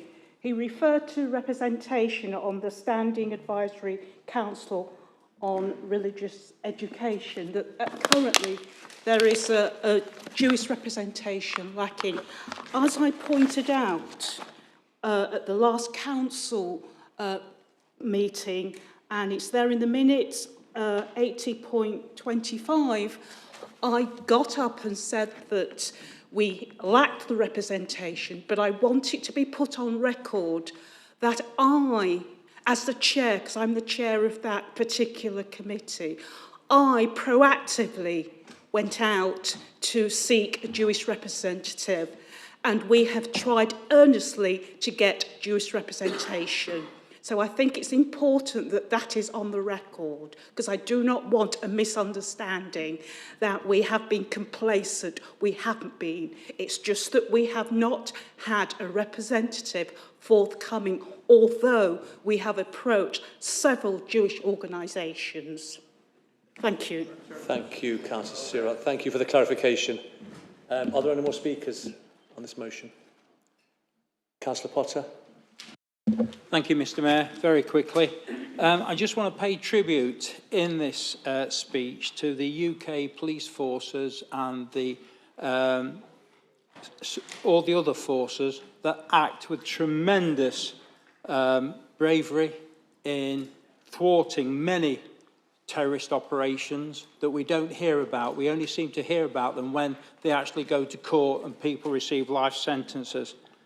It is an onerous responsibility on the services, MI5, MI6 and the police to be ever vigilant, because when they're not vigilant, things like Bondi Beach will happen.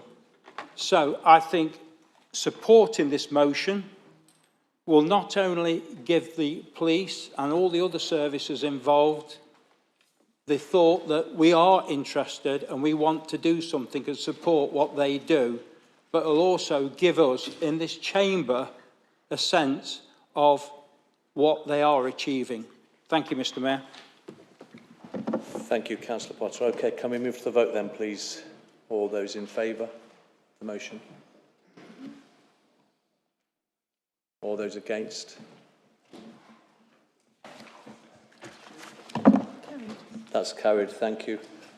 Just before we conclude tonight's meeting, can I just put on record for myself, for the Mayor, Alison Parker, thank you for all your help and your team's help with all the other officers, including yourself, Paul, and yourself, Emily and Alex, in getting this budget through tonight. And thank you all, guys, for wrapping it up at half-9, not half-11 like last year. So I thank you as well, all of you. That concludes our meeting this evening. Thank you for your patience as we negotiate the process of setting the budget. I look forward to seeing everyone again soon. Thank you. Good night and God bless.